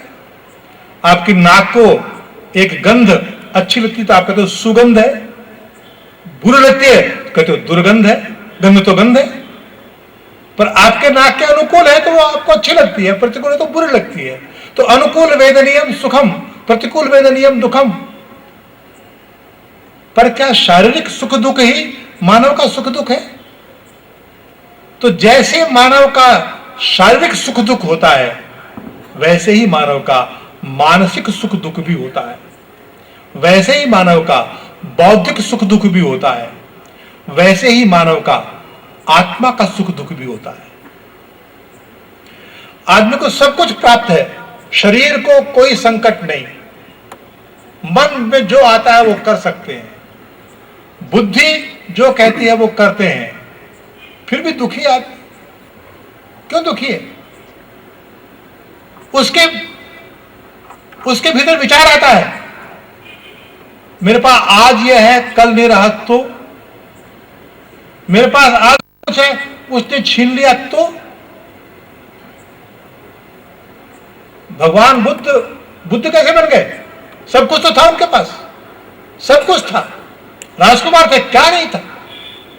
पर जब उन्होंने जरा देखी, मृत्यु देखी तो उद्वेलित हो गए। क्या नहीं था? आत्म तत्व का भान नहीं था। आत्म तत्व के भान हुए बिना आदमी सुखी नहीं हो सकता। घर में सब प्रकार के सुख हैं, सब प्रकार बात मानी जाती है, पर मैं ये सोचता हूं कि ये पाप हो रहा है और मैं इसका विरोध नहीं कर सकता। मैं सोचता हूं कि ये पुण्य हो रहा है पर मैं इसका पुरस्कार नहीं कर सकता। तो सब कुछ पास में होते हुए भी मानव सुखी नहीं हो सकता। और इसलिए तन मन बुद्धि आत्मा इन चारों का सुख होना चाहिए। जैसे व्यक्ति का तन होता है वैसे ही समाज का तन उसका देश होता है। जैसे व्यक्ति का मन होता है वैसे समाज का मन उसका जन होता है। जैसे व्यक्ति की बुद्धि होती है वैसे समाज के कानून होते हैं। जैसे व्यक्ति की आत्मा होती है वैसे समाज की संस्कृति होती है, चिति होती है।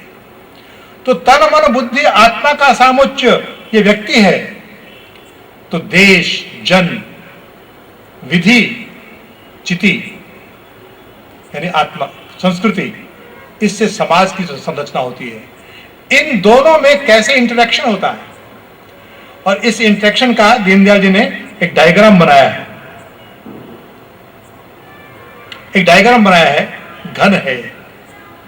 तो उसमें उन्होंने कहा कि सूत्र है, जो सूत्र इस एकात्मता को व्यक्त करते हैं। और सबसे पहला सूत्र है शिक्षा। व्यष्टि और समष्टि की एकात्मता का प्रथम सूत्र है शिक्षा। जो व्यष्टि है वो समष्टि की संतान है। माता और पिता मिलकर समष्टि है। माता और पिता दोनों पृथक पृथक व्यक्ति हो तो संतान नहीं हो सकती। माता और पिता समष्टि है, उस समष्टि की संतान है ये व्यक्ति। और इस व्यक्ति को जो प्रथम जानकारियां हैं, जानकारी कौन सी? तेरा पिता कौन है, ये कौन देगा जानकारी? मां देगी। तेरे आसपास जितने लोग हैं, तेरा भाई है, तेरा चाचा है, तेरा ताऊ है, नाना है, ये शिक्षा सब मां देगी। जब आंख खोलता है कोई शिशु तो सबसे पहले प्रकाश क्या देखता है? वो जो मां के पास। सबसे पहले रंग कहां देखता है? वो जो मां के पास। तो सबसे पहला खाद्य क्या है? मां के पास।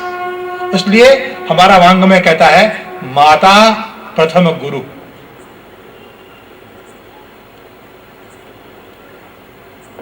माता केवल जननी नहीं है। जननी होने मात्र से कोई माता नहीं होती।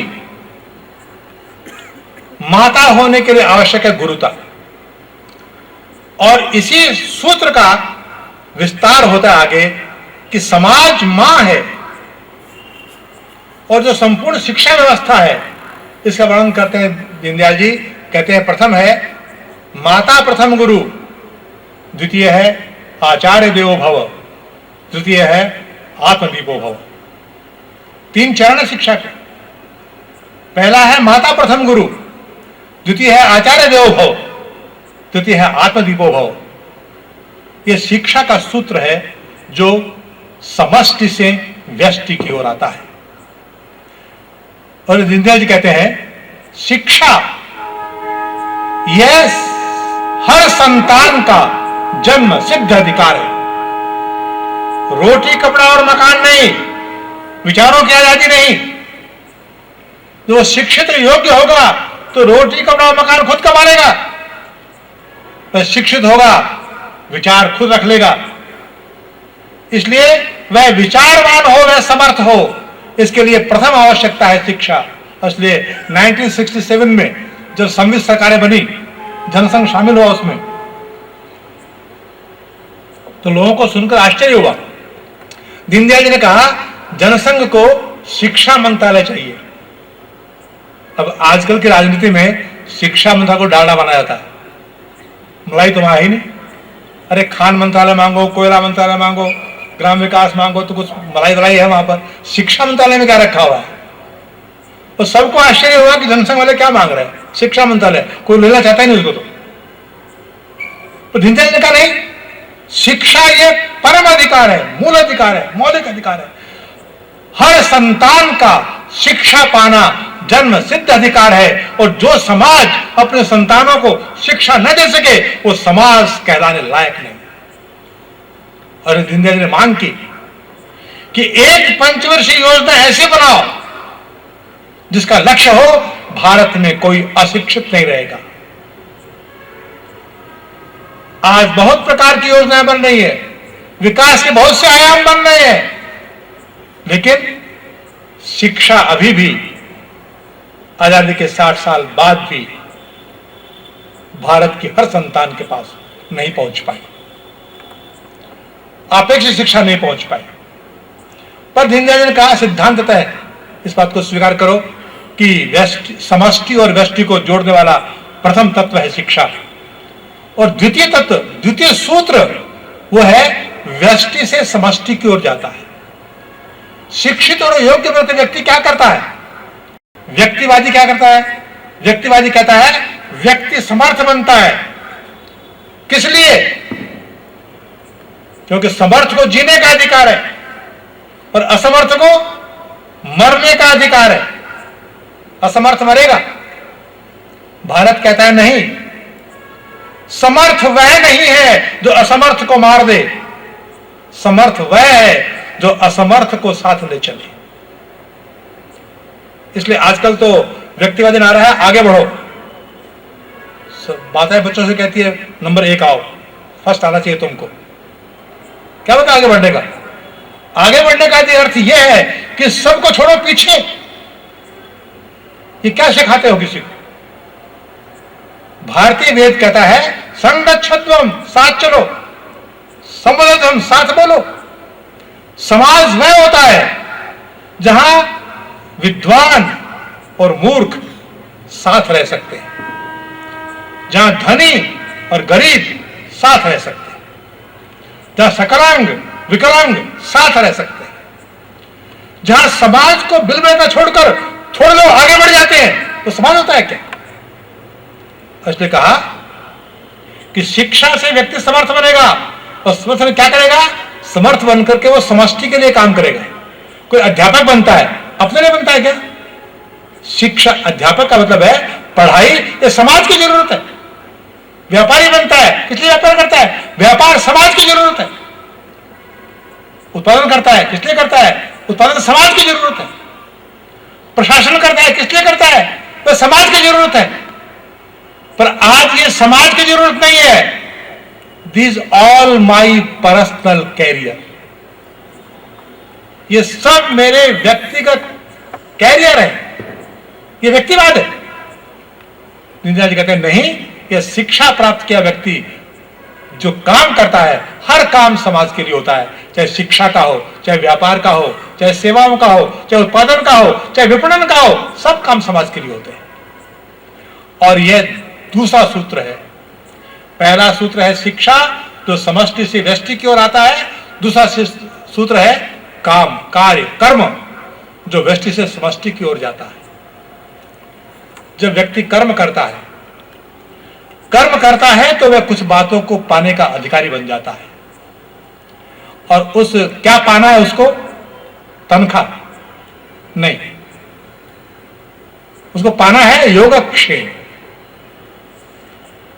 योगक्षेम का मतलब है उसकी जो जीवन जीने की मूलभूत आवश्यकता है, रोटी कपड़ा और मकान है, इज्जत, स्वास्थ्य है, शिक्षा है, इन सब की संपूर्ति उससे होती है। वह व्यष्टि समष्टि के लिए काम करेगा तो समष्टि उस योगक्षेम की चिंता करेगा। तो तीसरा सूत्र है व्यष्टि समष्टि की एकात्मता का, वह है योगक्षेम। और चौथा सूत्र है वह जो योगक्षेम प्राप्त करेगा तो पूरा खा जाएगा क्या? पूरा नहीं खाएगा।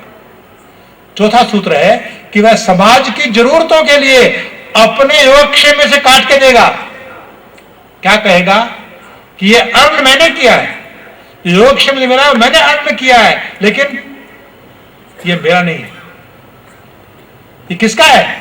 इदम इंद्राय इदम न मम, ये देश की जल व्यवस्था का है, मेरा नहीं है। इदम आग्नेय, ये समाज की ऊर्जा व्यवस्था का है, मेरा नहीं है। इदम प्रजापताय, ये प्रशासन व्यवस्था के लिए है, ये मेरा नहीं है। जिसको आज की भाषा में टैक्सेशन कहते हैं, वह यज्ञ भाव से होना चाहिए। तेन तक्तेन भुंजिता होना चाहिए। इसलिए कहा चौथा सूत्र है यज्ञ। पहला सूत्र है शिक्षा, जो आता है समष्टि से व्यष्टि की ओर। दूसरा है कर्म, जाता है व्यष्टि से समष्टि की ओर। तीसरा है योगक्षेम, आता है समष्टि से व्यष्टि की ओर। चौथा है यज्ञ, जाता है व्यष्टि से समष्टि की ओर।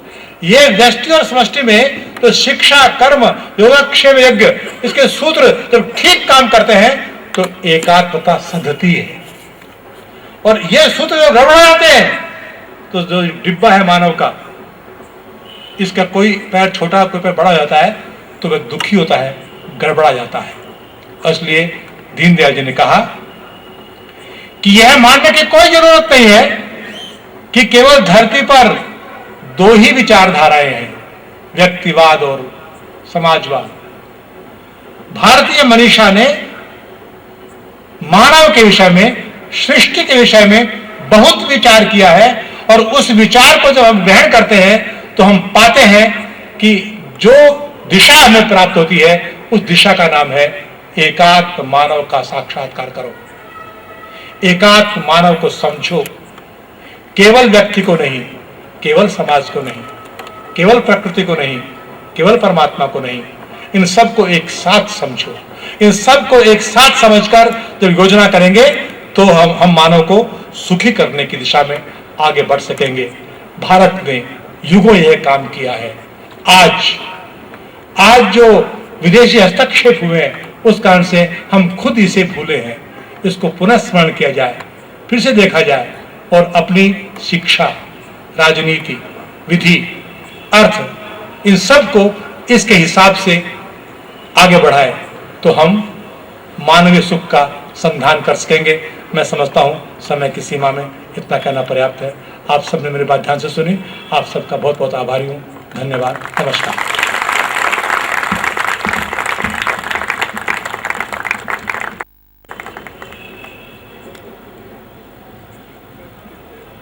अपने व्याख्यान में सुंदर व्याख्या कर एकात्मता को परिभाषित किया। कार्ल मार्क्स का उदाहरण देते हुए आपने व्यक्तिवाद, समाजवाद, पूंजीवाद आदि पर व्यापक चर्चा की। सेक्युलरिज्म की सही परिभाषा का आपने स्मरण कराया। विश्वास है आज का व्याख्यान हमारी चिंतन को नई दिशा प्रदान करेगा। मुख्य वक्ता श्री महेश चंद्र शर्मा के उद्बोधन पश्चात आज के कार्यक्रम की अध्यक्षता कर रहे श्री राजकुमार सिंह जी से मैं निवेदन करूंगा कि अध्यक्ष उद्बोधन दें कर्नल राजकुमार सिंह।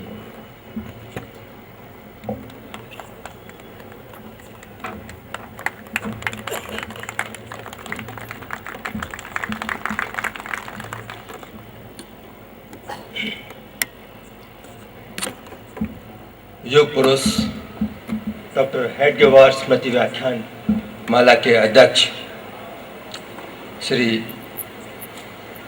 अशोक जी एवं आज के वक्ता डॉक्टर महेश शर्मा जी, मेरे साथियों,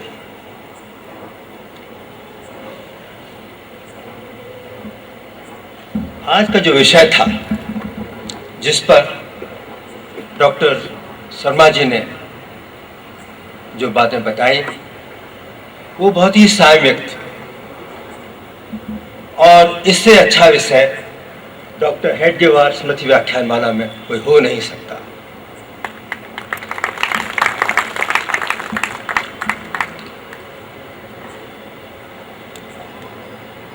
ये जो विचार व्यक्त किए, जिस सुंदर तरीके से, जिस सरल तरीके से, जिस रोचक रूप से, वो अपने आप में एक मिसाल है और ये बताते हैं कि विद्वान अपनी जो बातें हैं, जो इतनी कठिन बातें हैं, ये इतना आसान नहीं है। हम कह तो बहुत सकते हैं कि एकात्म मानववाद, परंतु एकात्म मानववाद क्या होता है, उसको कैसे समझ सके, कोई कैसे समझा सके। आज जिस अच्छे तरह से समझाया है मैं उनका आभारी हूँ और मैं इसके लिए समस्त मेरे यहाँ पर जो श्रोतागण हैं और अपनी तरफ से उनको धन्यवाद देना चाहता हूँ और उनकी मैं प्रशंसा करता हूँ।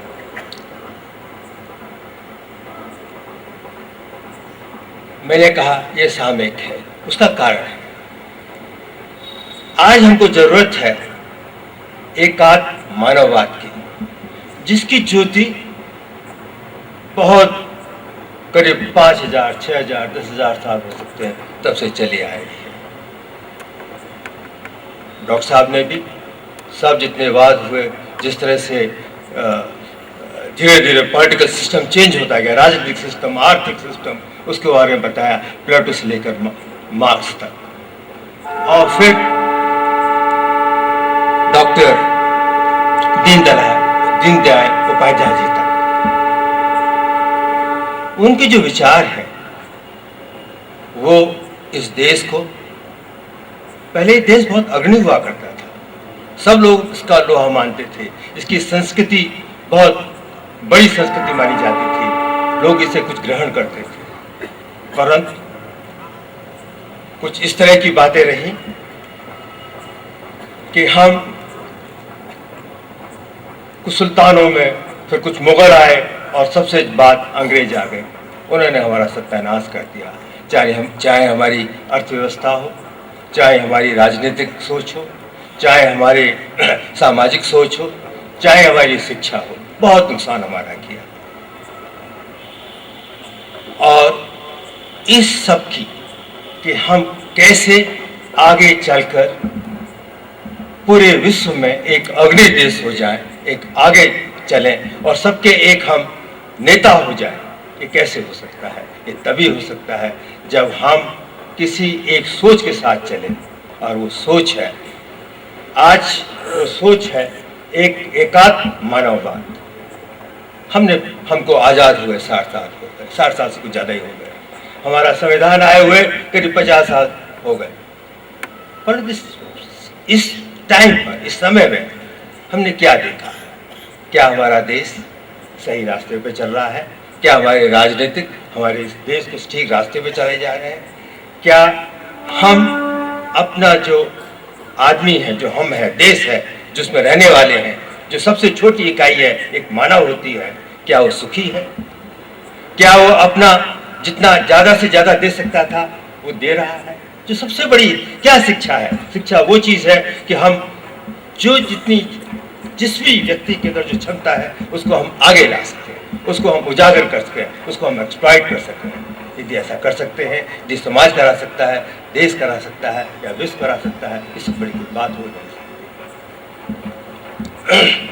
हम देखते हैं कि इस पिछले 60 सालों के अंदर न तो एक हमारी राजनीतिक सोच ठीक रही, न हमारी आर्थिक सोच ठीक रही, न हमारी सामाजिक सोच ठीक रही। आखिर हम कहाँ गड़बड़ा रहे? इसलिए जरूरी है आज की तारीख के अंदर कि हमको अपनी सोच में एक बदलाव लाना है। और वो बदलाव क्या है? मैं आपको एक चीज बताऊं, बहुत भारत इसकी जो संस्कृति है पिछले 5000 से ज्यादा पुरानी है, परंतु क्या हम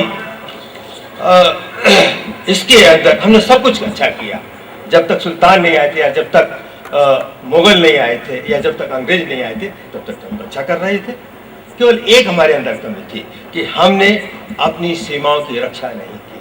आज यदि हम अपनी संस्कृति को हमारी खराब हो गई या भूल गए या किसी ने हमको भुलवा दिया तो वो था कि हमने अपने को सुरक्षा नहीं दी। ये हमारी सबसे बड़ी कमी है।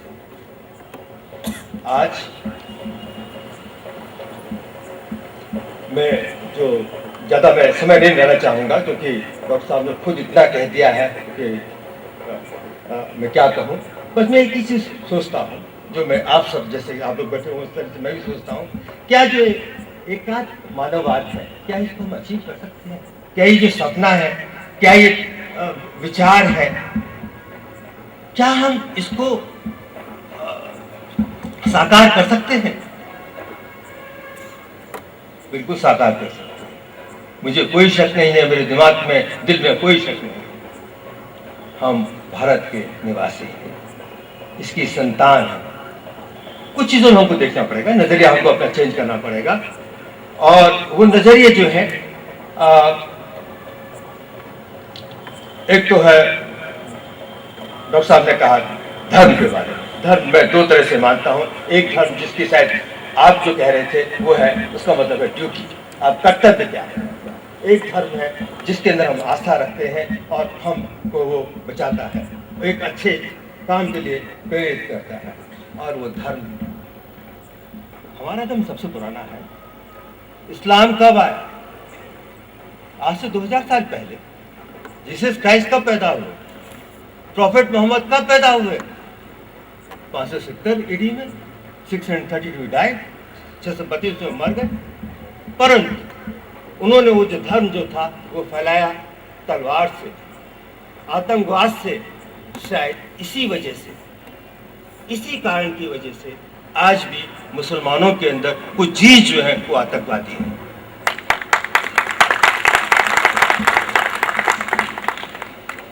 हमको कोई भी IPC 302 यदि कोई किसी का मर्डर करता है तो अब तक कोई मर्डर रुके नहीं है।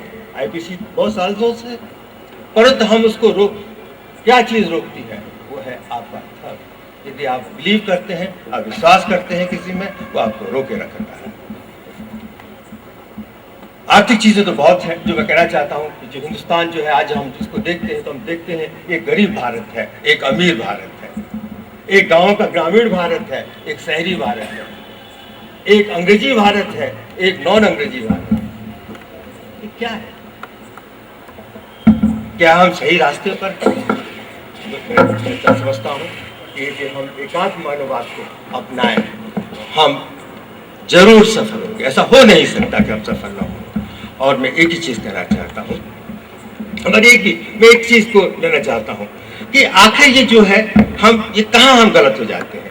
ये जो भ्रष्टाचार हो रहा है, बाबा हजारे ने, अन्ना हजारे ने वो किया, वो सबसे बात सुखदायी चीज है वो ये है कि 28 मार्च जब पाकिस्तान और हिंदुस्तान का मैच था, 2 अप्रैल को जब हिंदुस्तान और श्रीलंका के अंदर मैच था, हमने जीतने के बाद इस पूरा भारत एक था। और ऐसा लगा मुझे कि दिवाली मनाई जा रही है। मार्च में और अप्रैल में कभी दिवाली हमने नहीं देखी, पर इस बार हमने देखा है। दूसरी बात, अन्ना हजारे साहब ने जो एक भ्रष्टाचार के प्रति जो लाए हैं, उसको जिस तरह से देश ने समर्थन दिया वो अपने आप में एक अनूठी चीज़ है। मैंने जब मैं बहुत छोटा था, जब मैंने देखा था 1962 के अंदर, बहुत छोटा था मैं, देखता था मैं, और लोगों में जज्बात थे। उस समय महिलाओं ने अपने जेवर, सोने के जेवर दान देते थे कि हमारी देश की रक्षा के लिए। उसके बाद एक कानून आया था गोल्ड कंट्रोल, उसमें भी उतना सोना भारत को नहीं मिला, नहीं निकाल पाए जितना कि उस वक्त दिया था। ये भारत है। एक ही चीज मैं कहना चाहूंगा कि एक मानववाद, इसका पूरी तरह से नहीं, एक छोटा सा रूप हम सेना के अंदर हम इसको अपनाते हैं और हम सक्सेसफुल हैं। जो मैंने कहा था ना कि हम इसको अचीव कर सकते हैं, ये कोई ऐसी चीज नहीं है जिसको हम न कर सकें। बहुत आसान होता है। आप कोई पिक्चर देखें या आप कोई कहानी पढ़ें या आपको कोई सुनाए, पर जब आदमी को उस लड़ाई के अंदर जाना होता है जहां पर वो जानता है कि नीचे माइंस बिछी हुई हैं, ऊपर से शेलिंग हो रही है, बम फट रहे हैं और उसको लड़ाई अटैक के अंदर जाना है। मैं तो 1971 वॉर में लेफ्टिनेंट के पद पर था। फिर 100 आदमी को जब आप लीड करते हैं तो यहाँ आता है एकात्म मानव। हम एक हैं, व्यक्ति एक है, पूरा समाज एक है। वो मेरी जो टुकड़ी 100 आदमी की थी वो एक है, और वही जो है विजय दिलाती है, वही सफलता दिलाती है, और वही देश को आगे ले जाती है, वही विश्व के अंदर आगे आप विश्व में रहे।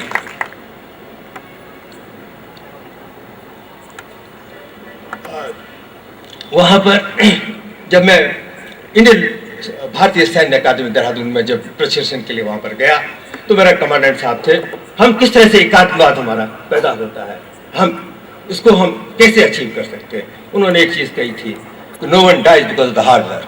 कोई किसी मेहनत से कभी उसने मरते हुए नहीं देखा। उसके बाद जब मैं मेरी तैनाती मैं बांग्लादेश में था, ईस्ट पाकिस्तान था, जब मैं गया और मुझे मेरे कमांडिंग ऑफिसर ने मुझे कहा कि आपको जाकर दुश्मन के बारे में जो उनके डिफेंसेस हैं उसके बारे में मालूम करना है। जब मैं जा रहा था शाम को, रात को जाते हैं, तो उसने मुझसे एक चीज़ कही, आया हाथ मिलाया मुझसे और उसने कहा था कि Raj, I don't want you leave anybody dead there. कोई भी आदमी जो जख्मी हुआ हो या मरा हुआ उसको छोड़ के मत आना। मेरा वो शब्द उसका जो है आज भी मेरे दिमाग पर है। क्या मतलब था कि आप मर सकते हैं परंतु आप इंजर्ड आदमी को या जो मर गया है उसको आप छोड़ के नहीं सकते। मुझे करीब 6 किलोमीटर उस दिन अंदर जाना था। 2.5-3 किलोमीटर इंडिया का बॉर्डर था, फिर 3-4 किलोमीटर वो ईस्ट पाकिस्तान में जाना था। वहाँ पर घात लगा के लोग बैठते हैं, मार देते हैं, होता है, सब कुछ है। मैं कहना चाहता हूँ कि हम कैसे एक होते हैं। जब हम लड़ाई में जाते हैं, जब शेलिंग होती है, फूटता है, हम कभी एक नहीं सोचते हैं। और यही एक बात है जो मुझे लगती है कि हम व्यक्ति और समाज हम एक होते हैं। वहाँ पर वो टुकड़ी जो 100 आदमी की है या एक बटालियन 1000 आदमी की है वो इकट्ठी होती है, या पूरी जो फौज है वो 11 लाख की है या 12 लाख की है वो एक होती है। यदि ये एक्सपेरिमेंट हम 12 लाख आदमियों में सही हो सकता है तो हम इस एक्सपेरिमेंट को एकात्म मानववाद के लिए हम इसको लागू कर सकते हैं। मैं ज़्यादा समय नहीं लूँगा। ओनली मैं जो कोट करना चाहता हूँ, जो चीज़ मैं कोट करना चाहता हूँ वो ये है, जब भारतीय सेना अकादमी देहरादून के अंदर चैटवुड हॉल है और वहाँ पर लिखा हुआ है, उनका एक ध्येय है। ध्येय कहता है safety security and honour of the country come first and the foremost। मतलब है कि सुरक्षा और उसका सम्मान, देश का सम्मान, वो पहली चीज है। उसके बाद the safety and the welfare of the persons you command comes next। जिन आदमियों को आप कमांड करते हैं वहां पर, जिनके साथ आप रहते हैं, वो दूसरे नंबर पर है। And self welfare, safety and welfare come the last, वो सबसे आखिरी में आता है। यही वो वर्ड्स हैं जो हमको इकट्ठा करते हैं किसी एक काम के लिए, एक लक्ष्य के लिए। मुझे वहाँ पर कोई आपस में कोई डिफरेंस नहीं होता है आदमी में और जो टुकड़ी होती है। यहाँ पर मैं जब देखता हूँ, मैंने कहा कि सोच में बहुत ज़रूरत है। मैं देखता हूँ नेताओं को, बड़े बड़े अफसरों को देखता हूँ, उनके साथ जो वो निकलते हैं तो वो एक घेरे में घिरे रहते हैं। उस घेरे का क्या है? वो प्रजातंत्र है, आप प्रजातंत्र के लिए हैं, या आप प्रजातंत्र या आप एक ऐसे हैं जो कि आप तंत्र से बात नहीं करना चाहेंगे? ये गलत बात है। हमको सोचना होगा कि ये इतने आदमी क्यों चलते हैं। कोई भी हो, प्राइम मिनिस्टर हो, राष्ट्रपति हो या और कोई व्यक्ति हो, जब वो चले तो उसको किसी सुरक्षा की जरूरत नहीं होना चाहिए। प्रजातंत्र की डेफिनेशन जो मैं समझता हूँ वो ये है। बस एक ही चीज मैं कहना चाहूंगा आखिरी के अंदर कि जो डॉक्टर हेडवर्ड साहब ने जो स्वयं सेवक के रूप में जो एक चिंगारी जलाई है सबके अंदर, उस सब 1925 के अंदर जब शुरुआत की होगी तो कुछ हजार आदमी को, लाख आदमी हो सकते हैं। आज वो करोड़ है, इसको 121 करोड़ करिए, तब हम जैसे कि डॉक्टर शर्मा जी की जो सोच है, जो आदरणीय उपाध्याय जी की जो सोच है, उसको हम साकार कर पाएंगे। धन्यवाद। जय हिंद। बहुत बहुत धन्यवाद राजकुमार सिंह जी को स्मृति चिन्ह भेंट करना चाहेंगे। मैं समिति के हमारे अध्यक्ष अच्छा जी से निवेदन करूंगा कि वे क्रमशः आज के अध्यक्ष एवं मुख्यता को स्मृति चिन्ह भेंट करें। राजकुमार सिंह जी को स्मृति चिन्ह भेंट कर रहे हैं।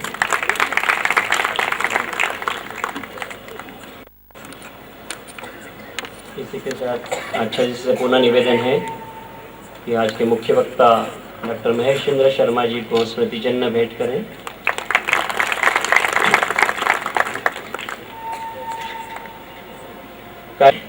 विगत 24 वर्षों के कुछ प्रमुख व्याख्यान एवं इस रजत जयंती के 5 व्याख्यान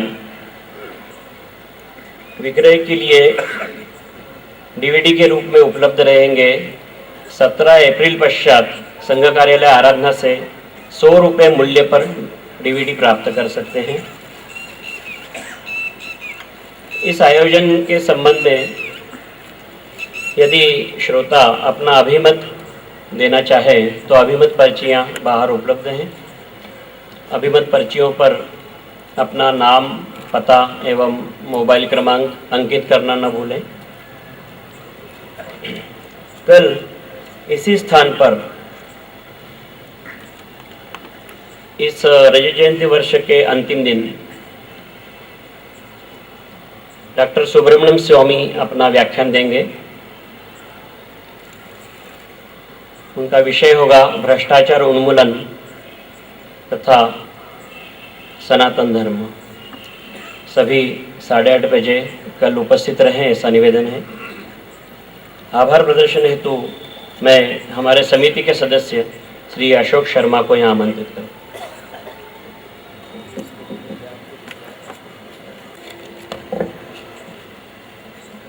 डॉक्टर हेडगेवार स्मृति व्याख्यानमाला का रजत जयंती वर्ष का यह आज 4th दिवस है। इस कार्यक्रम की अध्यक्षता कर रहे आदरणीय कर्नल राजकुमार सिंह जी ने अपना बहुमूल्य समय निकालकर इस कार्यक्रम को गरिमा प्रदान की, इसलिए मैं समिति की ओर से उनका आभार व्यक्त करता हूं। आज के कार्यक्रम के मुख्य वक्ता डॉक्टर महेश चंद्र जी शर्मा द्वारा अपने व्यस्ततम कार्यक्रमों में से समय निकालकर हमें जो मार्गदर्शन प्रदान किया, इसलिए मैं उनका भी आभार अभिव्यक्त करता हूं। साथ ही उज्जैन नगर के सुधी श्रोता एवं पत्रकार बंधुओं का भी मैं हृदय से आभारी हूं, जिन्होंने आज के उद्बोधन कार्यक्रम में अपनी उपस्थिति से गरिमा प्रदान की। धन्यवाद। तो आमंत्रित है बहन यामिनी बांडे एवं नवधा सोनी। वन्दे मातरम्, वन्दे मातरम्, सुजलां सुफलां मलयज शीतलां शस्य श्यामलां मातरम्, वन्दे मातरम्। शुभ्रजोत्स्नां पुलकितयामिनीं फुल्लकुसुमितं द्रुमदलशोभिनीं सुहासिनीं सुमधुरभाषिणीं सुखदां वरदां मातरं वन्दे मातरम् कोटिकोटिकण्ठं कलकलनिनादकरालिं कोटिकोटिभुजे धृतकरकरवाले अबला के नुमाए तो बोले बहुबलधारिणीं नमामि तारिणीं रिपुदलवारिणीं मातरं वन्दे मातरम् तुम्हें विद्या तुम्हें धर्म तुम्हें हृदि तुम्हें मर्म त्वं हि प्राण शरीरे बाहुते तुम्हें मा शक्ति हृदये तुम्हें मा भक्ति तुम्हारो ही प्रतिमा गढ़ी मंदिरे मंदिरे वन्दे मातरम् त्वं हि दुर्गा दश प्रहरणधारिणीं कमलां कमलदलविहारिणीं वाणी विद्यां दायिनीं नमामि त्वां नमामि कमलाम् अमलामतुलां सुजलां सुफलां मातरं वन्दे मातरम् श्यामलां सरलां सुष्मितां भूषितां धरणीं भरणीं मातरं वन्दे मातरं वन्दे मातरम्। भारत माता की